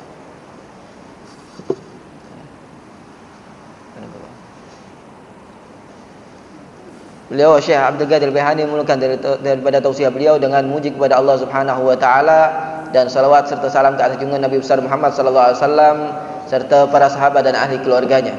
Beliau bersyukur, sangat-sangat bersyukur kepada Allah Subhanahu wa taala yang menghimpunkan kita semua pada saat ini di dalam satu majlis yang mengkaji tentang ilmu agama, khususnya yang berkaitan dengan puasa. Baginda Nabi sallallahu alaihi wasallam bersabda dalam sebuah hadisnya, barang siapa yang Allah menghendaki kepada orang tersebut kebaikan, maka Allah akan berikan kefahaman baginya di dalam ilmu agamanya. في هذه اللحظات أريد أن تكتبوا هذه الفائدة إن شاء الله. Dalam masa yang mungkin singkat ini, beliau Syekh Abdul Qadir menginginkan kita semua agar supaya dapat mencatat daripada faedah yang sangat penting ini. وبعد انتهاء هذه الموعظة البسيطة أسألكم عن هذه الفائدة. Dan di penghujung daripada tausiah beliau yang singkat ini, insyaallah beliau akan menanyakan kembali apa faedah yang telah beliau sampaikan. يقول الإمام البلخي شيخ من شيوخ الإمام البخاري. Berkata Al-Imam Al-Balakhi, salah seorang guru besar daripada guru-guru besar Al-Imam Bukhari. طلبنا 5 فوجدناها في 5. Kata Imam Balakhi, beliau mengatakan kami menuntut dan mencari 5 perkara, maka kita dapati 5 perkara tersebut dalam 5 perkara yang lainnya. InsyaAllah tahfaduha insyaAllah. InsyaAllah kita boleh menghafalkannya. طلبنا 5 فوجدناها في 5. Kita mencari 5 perkara dan kita mendapati 5 perkara tersebut dalam 5 perkara yang lain. طلبنا النور في القبر فوجدناه في كثرة قراءة القرآن. Yang pertama, kita memohon, meminta dan mencari cahaya yang terang benderang di alam kubur kita nantinya, dan ternyata kita dapati cahaya tersebut berada di dalam kita membaca Al-Quran. وطلبنا الثبات عند سؤال منكر ونكير فوجدناه في المحافظة على قيام الليل. Yang kedua, kita mencari dan meminta kepada Allah untuk ditetapkan daripada ucapan kita sehingga dapat menjawab pertanyaan ataupun soalan daripada munkar dan nakir. Maka kita dapati hal sedemikian di dalam kita menjaga على قيام الليل. Di dalam menjaga di dalam qiyamul lail ataupun salat di malam hari kita. وطلبنا أن نروى من عطش يوم القيامة ووجدناه في المحافظة على صيام النهار. Dan kita memohon dan mencari agar supaya kita dapat terlepas daripada dahaga yang teramat sangat di hari kiamat nantinya, dan agar supaya dapat segar kembali dahaga kita, maka kita dapati bahwasanya dahaga tersebut di akhirat nanti dapat terhilangkan dengan kita memperbanyak puasa di tengah hari. وطلبنا العبور على الصراط الذي على جهنم فوجدناه في إكثار الصدقة. Dan kami mohon kepada Allah Subhanahu wa taala agar dimudahkan di dalam melalui jembatan Sirat di hari kiamat nantinya, maka kita dapati kemudahan tersebut berada di dalam banyaknya kita bersedekah. وطلبنا البركة في الرزق فوجدناه في المحافظة على صلاة الضحى. Dan kita memohon dan mengharapkan di dalam dimudahkannya rezeki, maka kita dapati hal demikian itu di dalam kita menjaga salat duha. حفظ فهم؟ Boleh faham kita? ما هي الأولى؟ Apa yang pertama tadi? طلبنا ماذا فوجدناه في ماذا؟ Kita memohon kepada Allah apa, kemudian kita dapat hal demikian pada apa? فهم؟ Betul, faham ya? طلبنا النور في القبر فوجدناه في ماذا؟ Kita memohon kepada Allah Subhanahu wa taala cahaya nanti di alam kubur kita dapati di apa? Membaca Al-Qur'an. في المحافظة على كثرة قراءة القرآن. Dalam menjaga kita senantiasa memperbanyak membaca Al-Qur'an. إذا نحن مقبلون إن شاء الله على شهر القرآن. Kalau macam itu kita sebentar lagi akan menghadapi bulan diturunkannya Al-Qur'an. الإمام الشافعي كان يختم في رمضان 60 ختمة. Imam Syafi'i beliau menghatamkan Al-Quran di dalam sepenuh bulan Ramadan 60 kali hatam. كل يوم يختم ختمتين. Dalam setiap harinya di bulan Ramadan menghatamkan 2 kali hatam. ختمة بالليل وختمة بالنهار. Satu hataman di tengah hari dan satu hataman di malam hari. كم تختم أنت في رمضان؟ Berapa kiranya kita dapat hatam di bulan suci Ramadan? سيدنا عثمان قرأ القرآن كله وهو واقف في ركعة واحدة أمام الكعبة. Sayyidina Utsman bin Affan beliau menghatamkan satu Al-Quran 30 juzuk semuanya dalam 2 rakaat yang beliau lakukan di hadapan Ka'bah. القرآن كله في ركعة واحدة ليس في ركعتين في ركعة واحدة. Satu hataman sepenuhnya, bukan dalam 2 rakaat, dalam 1 rakaat sahaja. رضي الله عن سيدنا عثمان. Semoga Allah meridai beliau Sayyidina Utsman. إذا من أراد أن ينور الله عليه قبره فعليه بالإكثار من قراءة القرآن. Macam tu barang siapa yang menghendaki kuburnya bercahaya yantinya, makanya hendaklah dia memperbanyak membaca Al-Quran. النبي عليه الصلاة والسلام يقول ما رأيت منظرا إلا والقبر أفظع منه. Baginda Nabi menyebutkan dalam sebuah hadisnya, aku tidak pernah melihat satu pemandangan yang lagi menakutkan berbanding dari pemandangan alam kubur. أول منزل من منازل الآخرة هو القبر. Pertama tempat yang kita akan sampai di tempat itu daripada alam akhirat yaitu alam kubur. وآخر منزل من منازل الدنيا القبر. Dan itu adalah merupakan tempat kita sebagai penghujung daripada kehidupan dunia. فإن ثبتك الله في القبر فأنت ما بعده أيسر. Bila mana Allah tetapkan kalimat kita di dalam kita menghadapi dalam kubur tersebut, maka selepas alam kubur itu akan semakin mudah, semakin mudah. وإن أضلك الله في القبر فأنت لما بعده أشد. Bila mana kita dapat kesusahan di alam kubur tersebut, maka ketahuilah selepas alam kubur itu yaitu alam akhiratnya akan semakin susah dan semakin susah. فالقبر حفرة مظلمة. Maka alam kubur itu adalah ibarat satu tempat yang sangat gelap gulita. ليس فيها أنيس ولا صاحب ولا رفيق إلا العمل الصالح. Tidak ada yang dapat menemani kita daripada ahli keluarga atau kawan kita melainkan amal soleh kita. كم لكل واحد منكم ورد من القرآن في كل يوم؟ Berapakah kiranya agak-agak kita mempunyai kebiasaan wirid di dalam setiap harinya dalam baca Al-Quran? مشكلة أن بعض الناس لا يعرف قراءة القرآن إلا في رمضان. Sebahagian orang yang menjadi persoalan sekarang ada sebahagian orang mereka tidak mengenal baca Al-Quran melainkan di dalam bulan suci Ramadan sahaja. الله يحكي عن نبيه صلى الله عليه أن النبي يشكو إلى الله وقال الرسول يا ربي إن قوم اتخذوا هذا القرآن مهجورا. Allah Subhanahu wa taala menceritakan tentang pengaduan bagi Nabi SAW tentang umatnya yang menjadikan Al-Quran dilupakan. Nabi mengatakan inna qaumi ittakhadhu hadzal qur'ana mahjura, sesungguhnya kaumku ya Allah telah menjadikan Al-Quran ini seakan-akan ditinggal begitu saja, ada di belakangnya, tidak dipedulikan. Idzan hal turid an yunawwir Allah 'alaik qabrak? Kalau macam itu, bila kita nak kubur kita diterangi oleh Allah Subhanahu wa taala dengan cahaya, hal turid an yakuna qabruka rawdatan min riyadil jannah? Tak nakkah kita agar supaya kubur kita nanti menjadi daripada kebun-kebunan syurga? Akthar min qira'at al-Quran. Maka kalau kita nak yang demikian, perbanyaklah untuk membaca Al-Quran. Hal fahimna al-ula? Kita faham dari perkara yang pertama. Talabna an-nur fil qabr wajadnah fi madha? Kita mencari cahaya di alam kubur kita, maka kita dapati di dalam perkara apa? Membaca Al-Quran. Fi kathrat qira'at al-Quran. Di dalam kita memperbanyak membaca Al-Quran. هذا الكلام كلام الإمام البلخي شيخ الإمام البخاري. Ini adalah ucapan Imam Balakhi, guru besar daripada Imam Bukhari. ما هي الثانية? Apa yang kedua tadi? Dua. Yang kedua, طلبنا الثبات عند سؤال منكر ونكير وجدنا في ماذا؟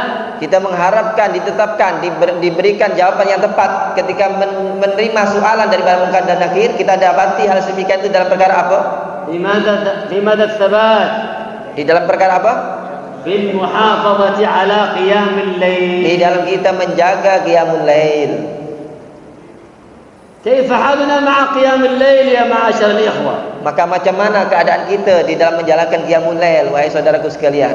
Abu Hanifah radhiyallahu anhu ثبت أنه صلى الفجر بوضوء العشاء 40 سنة لم ينم بالليل يصلي الفجر والعشاء بوضوء واحد 40 سنة. Dikisahkan bahwasanya Imam Abu Hanifah beliau melaksanakan salat isya, salat subuh dengan menggunakan wudu isyaknya dalam masa 40 tahun. Maknanya beliau tidak tidur sama sekali. Salat isya di awal waktu, salat subuh di awal waktu, menggunakan wudu untuk salat subuh tersebut dengan wudu salat isyaknya. Inna lillahi ibad. Allah ij'alna yakum minhum. Kita semoga Allah Subhanahu wa taala menggolongkan kita dalam golongan mereka. Kanu qalilan min al-laili ma yahja'un. Allah mensifati orang-orang saleh tersebut.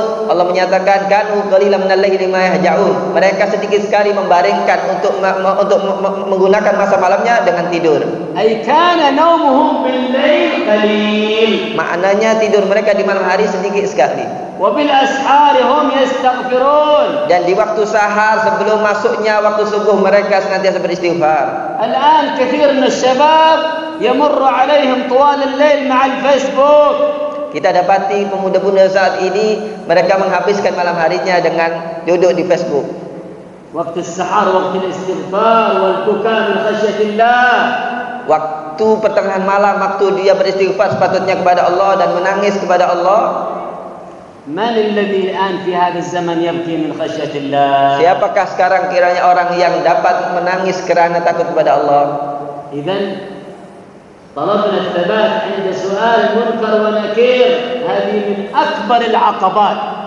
Min akbar al-'aqabat allati yuwajihuha al-muslim su'al munkar wa nakir. Yang kemudian yang kedua ini adalah ketika kita meminta kepada Allah agar supaya ditetapkan jawaban kita ketika menghadapi soalan dari soal munkar dan nakir, dan ianya adalah termasuk perkara yang sangat-sangat membahayakan, yang sangat-sangat mengkhawatirkan bagi seorang muslim adalah diantaranya ketika dia dihadapkan dengan soal munkar dan nakir. Tsabbitullahu alladhina amanu bil qawli tsabit fil hayatid dunya wa fil akhirah. Allah Subhanahu wa taala berfirman dalam Al-Qur'an, "Yutsabbitullahu alladhina amanu bil qawli tsabit." Allah menetapkan orang-orang yang beriman dengan ucapan atau kalimat yang tetap di dunia dan di akhirat.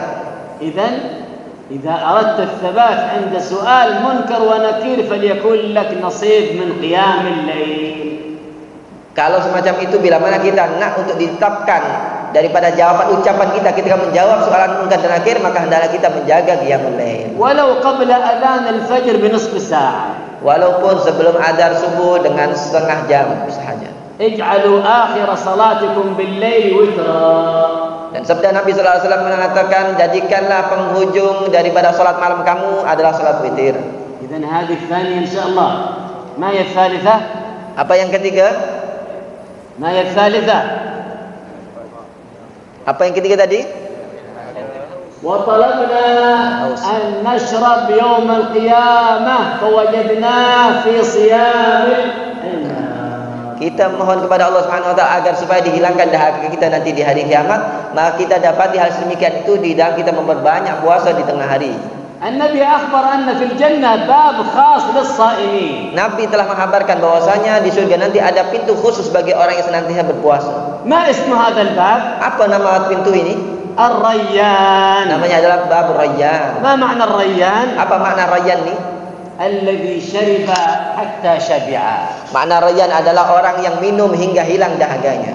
Fallahu ta'ala ba'da an yashraba as-sa'imuna min hawd an-nabi yadkhuluna min hadzal bab. Maka Allah Subhanahu wa taala ketika telah memberikan minum kepada orang-orang yang beriman daripada telaga haud bagi Nabi sallallahu alaihi wasallam sehingga mereka telah hilang dahaganya, maka akan masuk ke dalam pintu ini yaitu Bab Rayyan. Thumma yanbaghi lil-insan an yakun lahu nasib min as-siyam fi ayyam as-sanah. Maka hendaklah kita untuk mempunyai bahagian di dalam melaksanakan puasa di hari-hari dalam hitungan 1 tahun ini. Kasiyami 3 ayyam min kulli syahr. Seumpama puasa 3 hari setiap bulannya. Siyami ayyam al-ithnain wal khamis. Ataupun puasa hari Isnin dan hari Khamis. Yanbaghi an yakuna al-insan da'iman qalbuhu mu'allaqun bis-siyam. Hendaklah bagi kita untuk senantiasa mempunyai aktiviti di dalam berpuasa ini. فمن حس بالعطش في الدنيا يرويه الله تعالى من عطش يوم القيامة. Barang siapa yang dia merasakan kehausan dahaga ketika melakukan puasa di dunia ini, maka dianya Allah akan memberikan dengan hilangnya dahaga dia di hari kiamat nantinya. Idzan يقول الإمام البلخي طلبنا أن نشرب من عطش يوم القيامة فوجدناه في صيام النهار. Imam Balakh menyebutkan dalam tiga faedah yang ketiga, kita meminta kepada Allah untuk dihilangkan dahaga di hari akhirat nantinya. Ternyata hal demikian dapat kita dapati dengan kita memperbanyak puasa di tengah hari. As-Sayyidah Aisyah radhiyallahu anha thabat annaha ba'da an mata an-nabi صامت الدهر كله فلم تكن تفطر إلا أيام العيدين وأيام التشريق ما أفطرت إلا بعد أن خرجت إلى قبرها رضي الله عنها.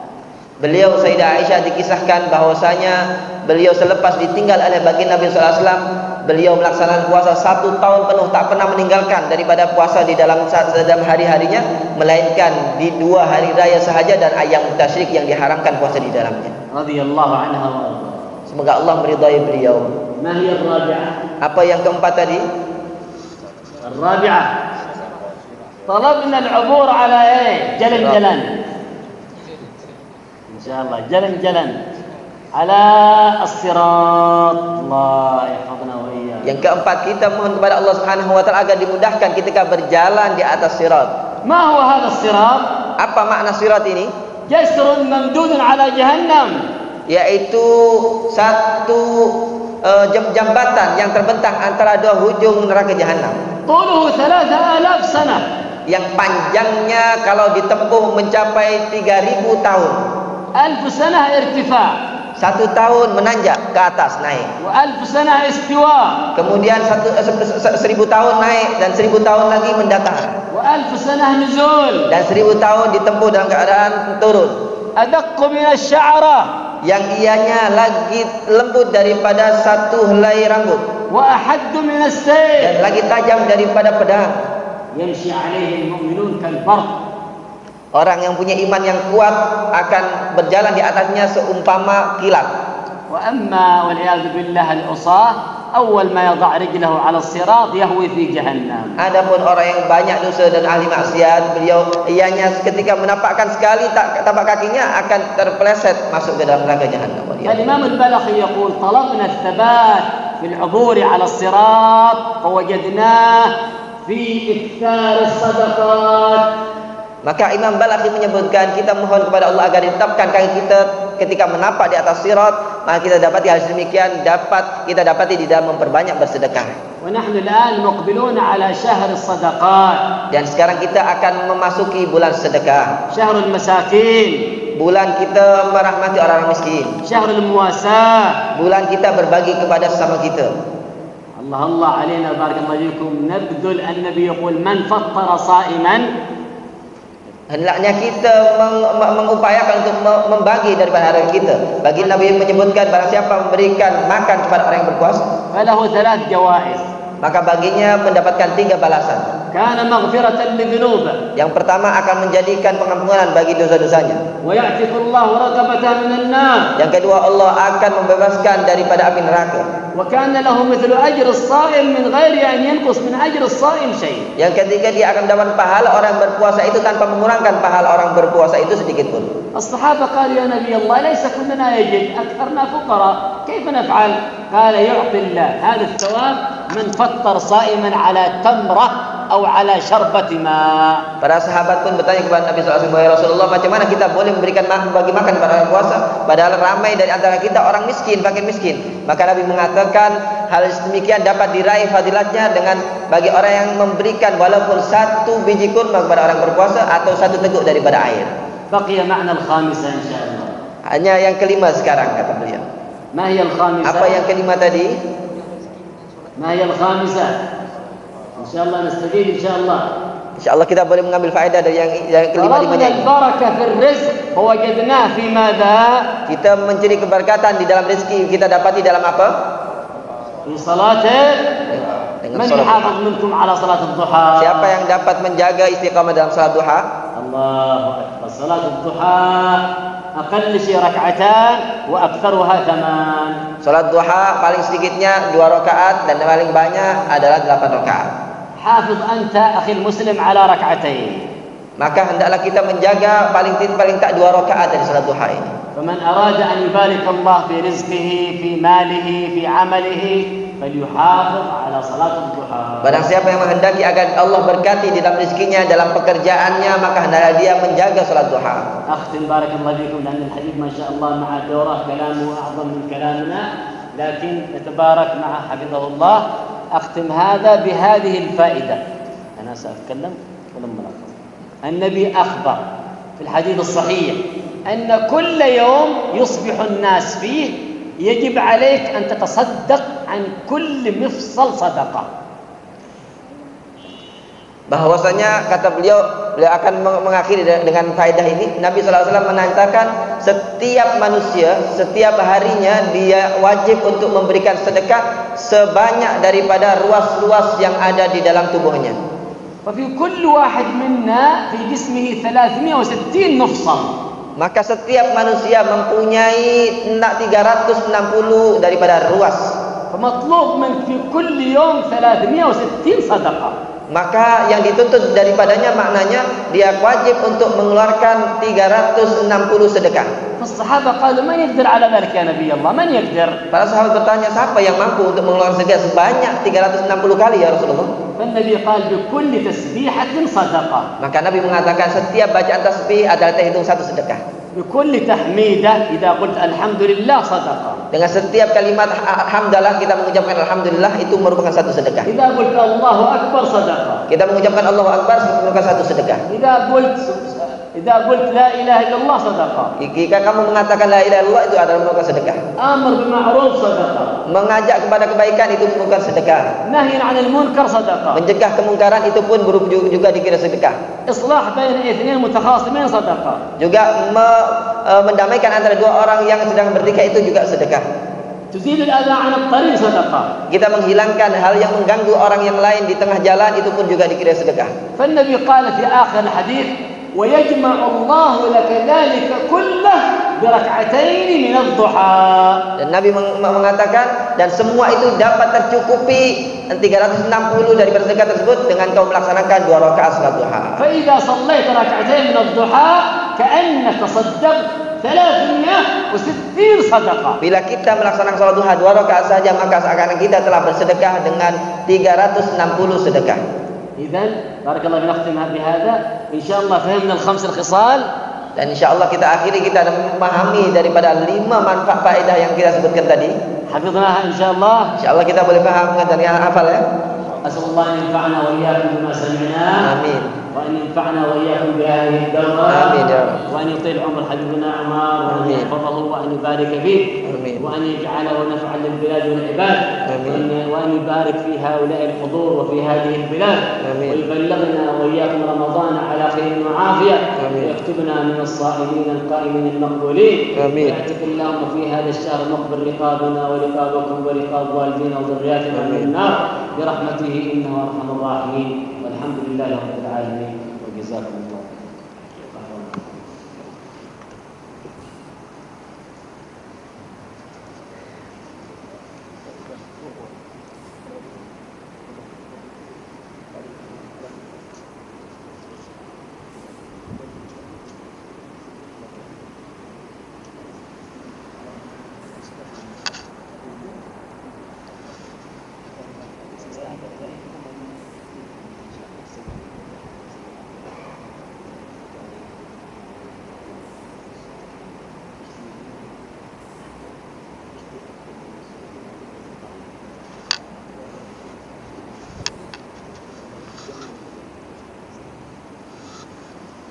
Bila saat kapan?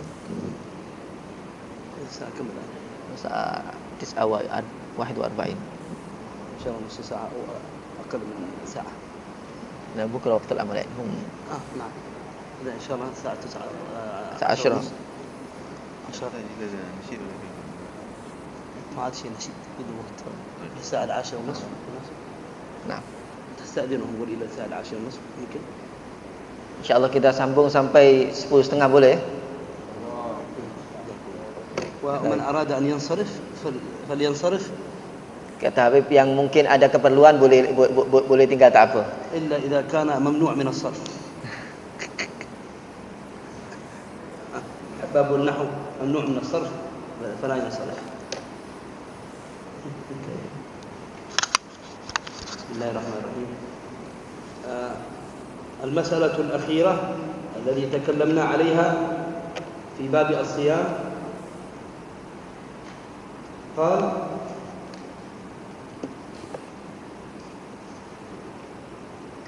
من كان عنده سؤال من المسلمين ممكن آخر الدرس والمسلمات يمكن يبعث رقم. Yang nak mengajukan soalan boleh diajukan selepas di penghujung daripada majlis kita insya-Allah. Kalau bagi muslimat boleh untuk tulis melalui tulisan dalam kertas, boleh bagi nanti kepada kaum muslimin insya-Allah. سنتكلم الآن عن شروط صحة الصوم باختصار. Sekarang kita membahas daripada syarat-syarat puasa secara ringkas insya-Allah. شروط صحة الصوم وهناك شروط الوجوب. Ada syarat sah dan ada syarat wajib. شروط صحة الصوم 4. Adapun syarat sahnya puasa ada 4. شروط صحة الصوم 1 الإسلام. Yang pertama adalah Islam. فيشترط أن يكون مسلما من الصباح إلى المغرب. Maka disyaratkan dia dalam keadaan Islam daripada memulakan puasa di pagi hari sampai maghrib. فهذا الشرط صحة فهذا الشرط الأول الإسلام صحة لليوم. Maka ini adalah syarat untuk mensahkan puasanya dalam hari itu. فلو ارتد ولو لحظة واحدة ردة ثم رجع بطل الصوم. Maka bila mana dia murtad di pertengahan hari daripada puasanya tersebut, walaupun saat saja kemudian kembali masuk Islam lagi, maka batal puasanya. فإذا رجع إلى الصوم وجب عليه الإمساك ووجب عليه القضاء. Bila mana dia kembali kepada agama Islam pada saat itu, maka wajib meneruskan puasanya dan tetap wajib mengqadha. والكافر ليس من أهل الصيام. Dan orang yang asli kafir dia bukan termasuk daripada orang yang diwajibkan puasa. لأن الإسلام يحتاج إلى نية. Karena dalam berpuasa ini Islam.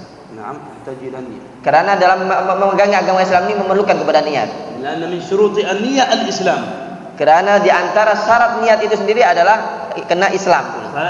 فلا يصح الصوم من الكافر. Maka tidak sah puasa dari orang yang kafir. ويعاقب عليه على الصلاة يوم القيامة بتركها. Akan tapi ianya akan dituntut dengan siksaan nanti di hari kiamat kerana meninggalkan puasa tersebut. ويحرم حرام أيها المسلمين تعطي إلى الكافر تفضل اشرب، هذا حرام. موجود في شهر رمضان، أنا رأيته في ماليزيا موجود مطعم إيكون غير ذلك الكافرين، ما يجوز. من أين يجوز؟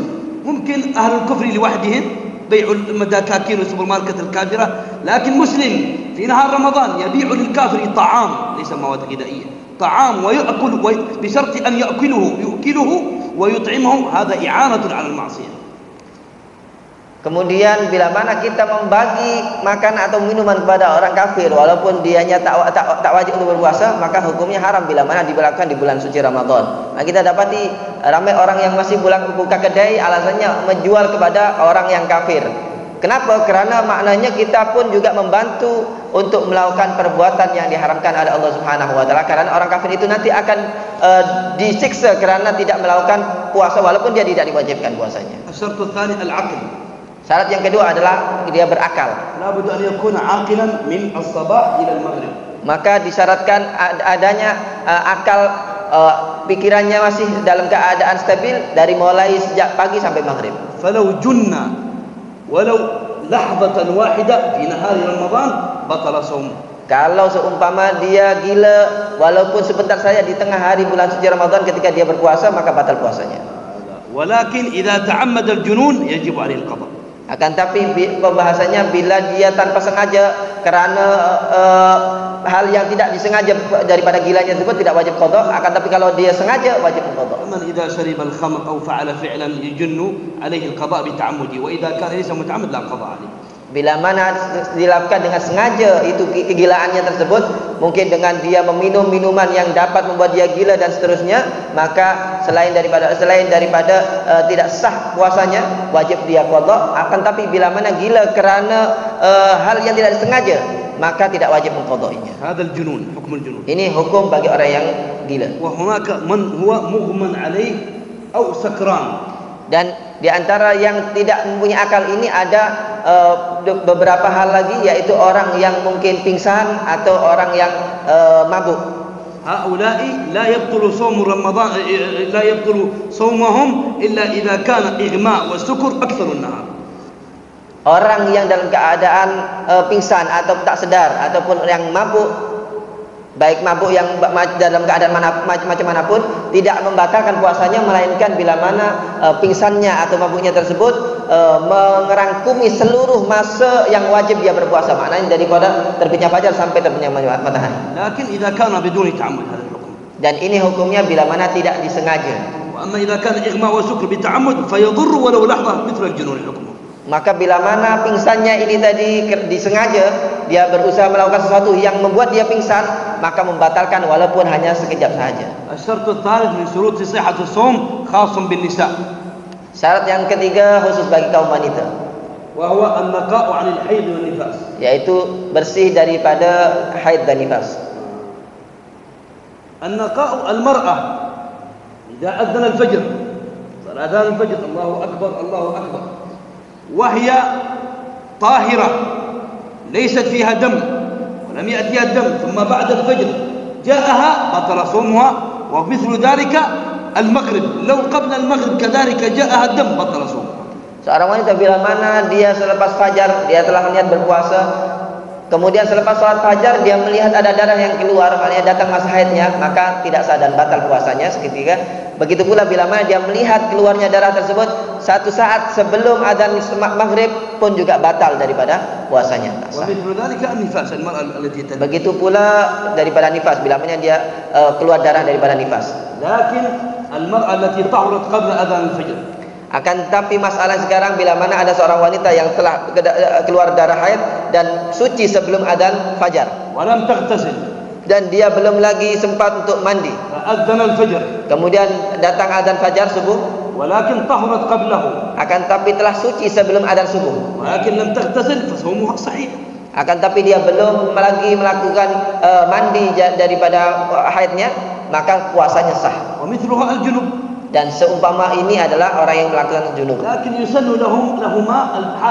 والنفاس والجنوب يسن لهم الغسل قبل الأذان حتى يدخل شهر الصوم وهما طاهران ظاهرا وباطنا. Akan tapi disunnahkan bagi yang mempunyai hadas besar tadi, sama ada dia dalam keadaan selepas suci daripada haid atau nifas, atau orang yang dalam keadaan junub, untuk mandi sebelum fajar, sebelum sholat, sebelum datangnya fajar, agar supaya dia masuk waktu untuk melaksanakan puasa dalam keadaan telah suci dari hadas besar. الشرط الرابع أن يعلم أن اليوم الذي سيصومه يجوز فيه الصيام، ليس يوم عيد وليس يوم محرم فيه. Yang keempat adalah dianya mengetahui bahwanya hari yang dia laksanakan puasa tersebut adalah hari yang membolehkan ianya berpuasa di dalamnya. Maknanya bukan daripada hari raya dan bukan daripada hari tasyrik. ونتكلم الآن عن شروط الوجوب. Yang sekarang kita akan membahas tentang syarat wajib berpuasa. الآن شرط الوجوب منها الإسلام. Yang pertama syarat wajib adalah al-Islam. فلو ارتد يكون لابد أن يكون أصلا مسلما حتى يجب عليه أن يكون ذاته مسلما ليس من شرط لليوم وإنما شرط للحال وللنفس. Maka syarat ini berbeda dengan syarat sah tadi. Kalau syarat yang sah tadi berkaitan dengan setiap harinya, akan tetapi syarat wajib ini adalah syarat yang berkaitan dengan zat manusia tersebut. Maka wajib orang yang melaksanakan puasa, orang yang diwajibkan puasa adalah orang muslim. الشرط الثاني أن يكون تكليف. Yang kedua adalah mukallaf, yaitu baligh dan berakal. من هو المكلف؟ Siapa itu mukallaf? البالغ، Yaitu orang yang sudah baligh, وهو إذا بلغ 29 بخروج المني. Yaitu bila mana orang itu telah mencapai umur antara 9 sampai seterusnya keluar mani. والمرأة بالحيض إذا خرج من الحيض 9 سنين تكون بالغة. Kalau wanita dari mula umur 9 tahun mungkin dah boleh bermula keluarnya darah haid. هذا يقال بالغ. Ini baru dinamakan baligh. عاقلا ليس مجنون. Kemudian yang kedua syaratnya dari mukallaf adalah berakal, bukan orang yang gila. فخرج بذلك الصبي فلا يجب عليه الصوم. Maka yang keluar daripada definisi mukallaf ini adalah orang anak budak kecil yang belum baligh lagi. الصبي يؤمر به مثل الصلاة، يؤمر به ل7 سنين ويضرب على تركه ل10 إذا أطاقه. Maka bagi budak kecil yang belum baligh lagi, dia seumpama perintah solat, diperintahkan, wajib kita orang tua memerintah sahaja kepada budak itu umur 7 tahun bila dia mampu melaksanakannya, dan wajib untuk dipukul bila meninggalkannya bila dia telah mampu melaksanakannya ketika umur 10 tahun. الشرط الثالث وهو الإطاقة أي القدرة على الصيام. Yang ketiga syarat wajib berpuasa adalah al-itaqah, yaitu kemampuan di dalam melaksanakan puasa. وهي حالتين. Yaitu ada dua keadaan. قدرة حسية. Yaitu kekuatan secara zahir. وذلك مثل الشيخ الهرم. Yaitu seumpama orang yang tidak kuat secara zahir ini orang yang sudah tua. الذي لا يقدر أن يصوم كبير في السن. Yang tidak mampu untuk melaksanakan puasa. والمريض الذي مرضه شديد بحيث لو صام أدى إلى موته أو هلاكه أو زيادة المرض. Orang yang kedua adalah orang yang sakit dengan sakit yang sangat, bila dia berpuasa akan bertambah penyakitnya atau mungkin bahkan memberikan kemadaratan kepadanya. وهذا حسن. وقدرة شرعا. Itu adalah kemampuan yang secara zahir. Adapun kemampuan yang secara syariat, فلا يجب على الحائض والنفساء. Yaitu bagi orang yang wanita yang sedang haid ataupun nifas. الشرط الرابع من شروط الوجوب الصحة. Syarat yang keempat yang mewajibkan daripada puasa ini adalah as-sihah, kesehatan. فلا يجب على المريض كما ذكرنا. Maka tidak wajib bagi orang yang sakit seumpama yang disebutkan tadi. ولكن المريض إذا كان مرضه المريض إذا كان مرضه قبل الفجر فلا يجب عليه تبييت النية. Orang yang sakit sebelum masuknya fajar telah sakit, maka tidak wajib pula untuk niat. وأما إذا كان هو مرضه ربما يأتي وسط النهار يجب عليه التبييت. Akan tapi bila mana sebelum fajar dia belum sakit lagi dan sakitnya selepas fajar, maka wajib tak masih lagi untuk dia niat berpuasa. أصحاب الأعمال في وسط النهار، نهار رمضان، عمل يعمل في البيت أو غير ذلك، ما حكمهم؟ Para pekerja-pekerja keras di dalam bulan Ramadan macam mana hukumnya? حكمهم أنه يجب تبييت النية عليه. Maka hukum mereka wajib untuk berniat puasa di malam hari tetap. فإذا في الصيام وسط الصيام تعبوا تعبا شديدا بحيث لا يقدروا المواصلة يجوز لهم الفطر.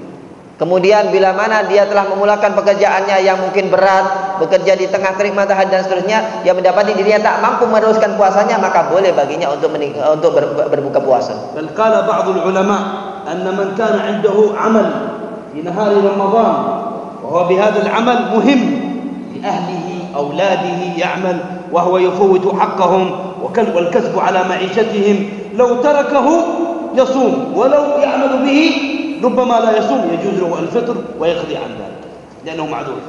Bagi para ulama, bagi orang-orang yang memang mereka menumpukan pekerjaan yang berat itu, yang ianya menghasilkan daripada nafkah ahli keluarganya, menjadi tumpuan nafkah ahli keluarganya, bila dia tidak bekerja dia boleh berpuasa. Akan tapi bila dia bekerja dia akan meninggalkan puasanya. Karena dia tak mampu menahan dahaga dan lapar di dalam dia bekerja. Maka macam mana? Maka dibolehkan bagi orang tersebut untuk tidak berpuasa. Akan tapi dengan syarat yang disebutkan tadi, dia kena mulakan niat dulu dari awal. Akan tapi bila dia merasa tak mampu baru dia berbuka puasanya, dan dia mengqadai nanti di hari yang lainnya. Syarat yang kelima adalah iqamah. Yaitu orang yang mukim seumpama kita ada di Selangor. Maknanya bukan orang yang musafir. Adapun orang yang musafir, bila dia dibenarkan untuk berbuka? Maka orang yang musafir dah boleh berbuka dengan 4 syarat. Syarat yang pertama, dia memulakan musafir tersebut sebelum fajar.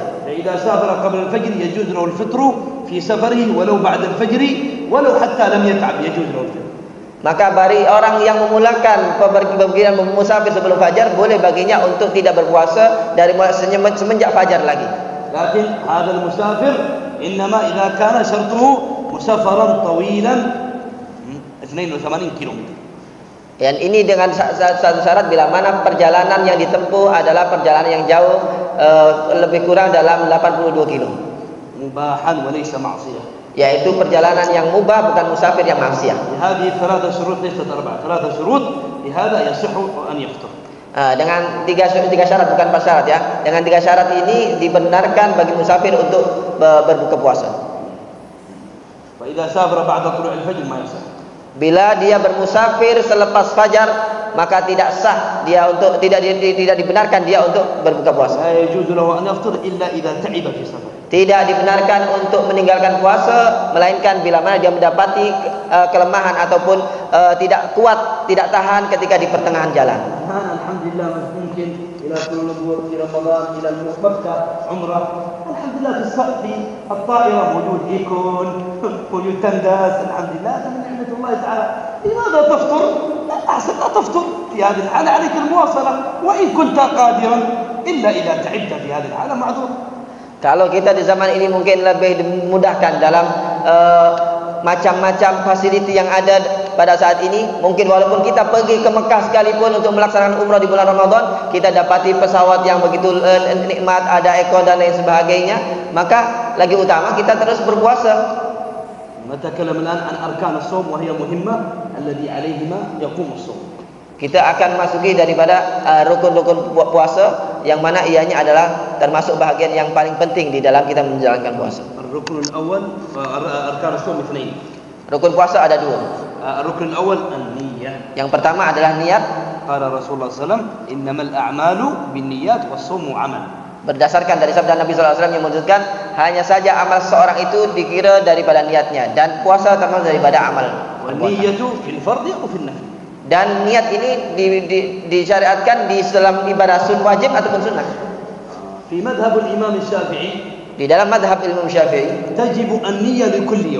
wajib kita berniat puasa setiap harinya. Maksudnya kita wajib untuk berniat puasa pada setiap harinya. Di dalam puasa yang fardu. وذلك إذا غربت الشمس ودخل المغرب من بعد دخول المغرب يجوز لك أن تنوي لليوم الثاني. Yaitu masanya selepas terbenamnya matahari sampai sebelum terbitnya fajar, boleh kita niat untuk hari berikutnya. وعمل كثير من السلف الصالح في بلاد اليمن ومثلها في إندونيسيا إذا بعد أذان صلاة المغرب sudah tasbih yantahun, thumma al-imam yulqinu al-hadirin nawaitu sawma ghadin an ada'i yulqinuhum tadhkiran lahum wa tashji'an. Dan juga menjadi adat istiadat daripada ulama-ulama salaf kita, baik yang ada di Tarim ataupun di tempat kita di Malaysia dan di Indonesia dan yang bersekitaran daripadanya, untuk melakukan daripada niat, mengingatkan niat tersebut bersama-sama selepas salat maghrib lagi ataupun salat-salat yang lainnya di malam hari, untuk niat bersama-sama bahwa saya nawaitu shauma ghadin an ada'i fardhu syahr ramadan hadisana fardhu lillahi ta'ala dan seterusnya. Wa amma an-niyyah niyyatun wahidah li kulli ramadan hal yasih wala ma yasih? Adapun niat keseluruhan dalam bulan Ramadan, niat satu bulan penuh, adakah ianya sah atau tak? سنة. Maka ianya dikira sunnah. وذلك لأن النية في شهر واحد في رمضان عند الإمام مالك بن أنس رحمه الله تعالى، ليس أنس بن مالك، مالك بن أنس رضي الله عنه من الأئمة الأربعة، إمام مالك، إمام الشافعي، إمام أحمد. أما أنس بن مالك صحابة رضي الله عنه. إذا الإمام مالك بن أنس تصح عنده النية لكل يوم. Kerana yang menjadikan niat satu bulan ini adalah ada dalam madhab Imam Malik bin Anas, bukan Anas bin Malik. Kata beliau, Anas bin Malik ini adalah nama sahabat Nabi. Kalau Malik bin Anas adalah nama daripada salah satu imam 4 madhab ini, yaitu Imam Malik. Di antara daripada pendapat Imam Malik bin Anas, beliau mewajibkan niat puasa ini 1 hari sahaja dalam 1 bulan, yaitu di hari pertama. وذلك سنة أن تنوي أنت أيها الشافعي مذهبك الشافعي سنة أن تنوي أول الشهر نية للشهر كله. Maka kita bermadhab Syafi'i disunnahkan sahaja untuk supaya untuk boleh masuk sekali di dalam apa yang diikuti oleh madhab Imam Malik. فما فائدة أنك تنوي نية واحدة لكل شهر؟ هناك فائدة؟ Apa faedahnya kita niat berpuasa 1 bulan penuh di awal daripada bulan Ramadan? فائدتين. Ada 2 faedah. الفائدة الأولى أنك يوم من أيام رمضان وأنا نسيت النية يصح صيامك عند الإمام مالك رضي الله عنه. Maka yang pertama, bila mana kita terlupa niat pada satu hari, pada satu malam, lupa tak niat di malam hari, maka kita boleh mendapatkan pahala puasa kita menurut madhab Imam Malik karena ianya sah. هذا إذا نسيت فيكون صيامك صحيحا على مذهب الإمام مالك. Maka bila mana kita terlupa, ianya masih dikira sah lagi menurut madhab Imam Malik. الفائدة الثانية أنك إذا مت في نهار رمضان موت. Maka faedah yang kedua, bila mana kita meninggal dunia di pertengahan hari bulan Ramadan, فيكتب لك أجر صيام رمضان بنيتك التي نويتها. maka kita terhitung kita telah berpuasa sepenuh hari daripada bulan suci Ramadan dalam 1 bulan penuh kerana kita telah meniatkan puasa 1 bulan. نتكلم عن الفرق بين نية الصوم الفرض ونية صوم النفل. ما الفرق بينهم؟ Kita akan bicara pembezaan antara niat puasa wajib dan niat puasa sunnah. في مذهب الإمام الشافعي Dalam madhab Imam Syafi'i, نية الفرض من غروب الشمس إلى من غروب الشمس اليوم الأول إلى طلوع الفجر. menurut madhab Syafi'i, niat di dalam puasa yang wajib dari mulai selepas terbenamnya matahari sampai sebelum terbitnya fajar di hari yang sebelumnya. Maknanya wajib untuk diletak di malam hari. هذا في صوم الفرض. Ini di dalam salat yang fardu. الفرض هو صوم رمضان قضاء كفارة نذر، هذا يقال فرض. Seumpama yang telah disebutkan pada permulaan daripada pengajian daurah kita ini, yaitu yang wajib adalah puasa Ramadan, puasa nadar, puasa kafarah, dan puasa istisqa dan yang lainnya tadi. وأما في صوم النفل متى وقت النية؟ Adapun salat yang sunnah, bila kita wajib untuk niatnya?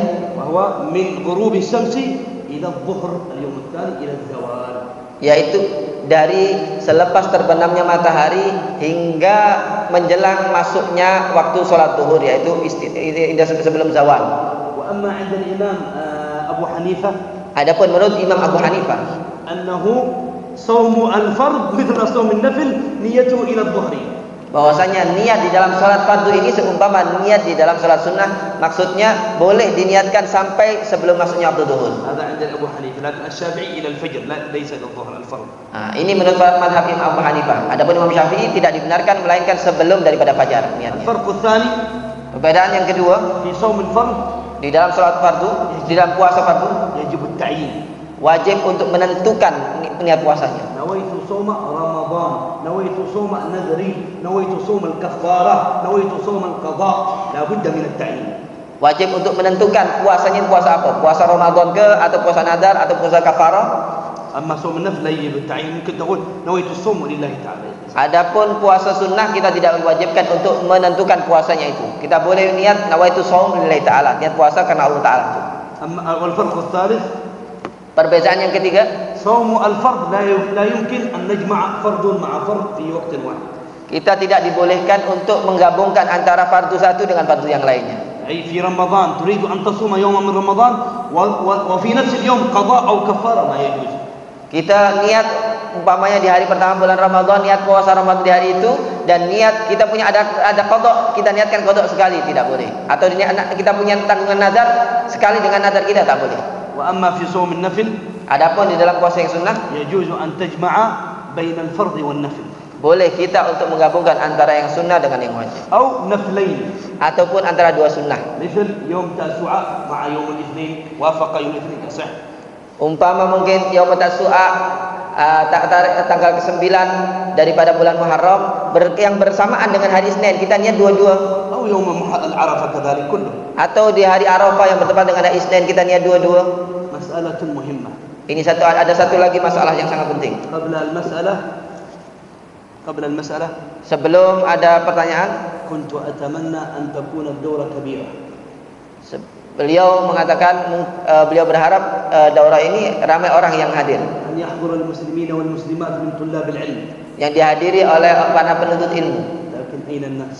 Akan tapi kita dapati mana para penuntut ilmu sekarang ini? إذا كان احتفال أو مولد أو جاء مجلس صلوات حبيب شيخ صداق، ما شاء الله orang-orang banyak. أين المسلمين؟ طلب العلم واجب. مجلس العلم مجلس الرسول صلى الله عليه وسلم. مجلس العلم مجلس البركة، مجلس العلم مجلس الجنة، هذا واجب، هذا كسنة. Kalau kita dapati ada perayaan-perayaan yang lain, kita dapati orang ramai mungkin menghadirinya, tapi majelis ilmu yang sebenarnya mungkin orang kurang sedikit untuk menghadirinya. Maka ini adalah yang wajib di antara yang hendaknya kita laksanakan. Akan tapi yang sedikit ini pun ada keberkatan dan kebaikan. Yang sedikit tapi boleh memberi manfaat lebih baik daripada mungkin banyak tapi kurang manfaatnya. Mengikut daripada firman Allah Subhanahu wa taala yang menyebutkan berapa banyak daripada kelompok yang kecil dapat mengalahkan daripada kelompok yang besar dengan izin Allah Subhanahu wa taala. Puasa 6 hari di bulan Syawal. Anta 'alaika qada Ramadan, fataka yawm Ramadan. Kita mempunyai qada yang tertinggal di bulan suci Ramadan sebelumnya. Hal yajuzu laka an taqdi ma'a sitt min Syawal ma'a ba'd? Adakah boleh kita mengqadainya dengan menyertakan puasa 6 hari bulan Syawal? Sah. Maka jawabnya boleh. Fatanwi nawaitu ghadan min Syawal aw qada, mungkin qada min Ramadan ma'a sitt min Syawal yandarik. Maka boleh kita niatkan, saya niat qada Ramadan sekali dengan puasa sunat 6 hari bulan Syawal. Mas'alatun muhimmah. Ada satu masalah sekali yang penting. Wa hiya takhtassu bi shaum an-nafli. Ini berkaitan dengan puasa sunnah. Anta rubbama da'iman tasum al-itsnain wal khamis. Kita yang punya kebiasaan mungkin puasa Isnin dan Khamis. Atau turidu an tasuma al-itsnain wal khamis. Atau yang ingin melaksanakan puasa hari Isnin dan hari Khamis. Atau ayyu yawm min al-ayyam. Ataupun puasa hari apa sahaja yang disunahkan. Wa nasita an-niyyah fil layl. Dan kita terlupa niat di malam hari. Yasihhu shaumuka fi hadha al-yawm walau nasita an-niyyah fil layl bi syartain. Maka kita boleh untuk teruskan puasa sunnah tersebut di hari itu walaupun kita telah lupa niat di malam hari dengan dua syarat. Asy-syartul awwal an la yakuna qad aftar fatur wa akala syai'an min. Yang pertama, sebelum kita memakan atau melakukan sesuatu yang boleh membatalkan puasa kita. Wasy-syartul tsani an takuna niyyah qabla adh-dhawat qabla adh-dhuhr. Yang syarat yang kedua, niat yang kita mulakan pada saat itu kita teringat nak niat tersebut sebelum zawal atau sebelum maksudnya waktu zuhur. Idza tawaffarat hadhihi asy-syartain yasihhu an yanwi wa yukmilu yawmahu kamilan sahihan. Bila mana tercukupi dua syarat ini, maka boleh dia melaksanakan puasa sunnah tersebut.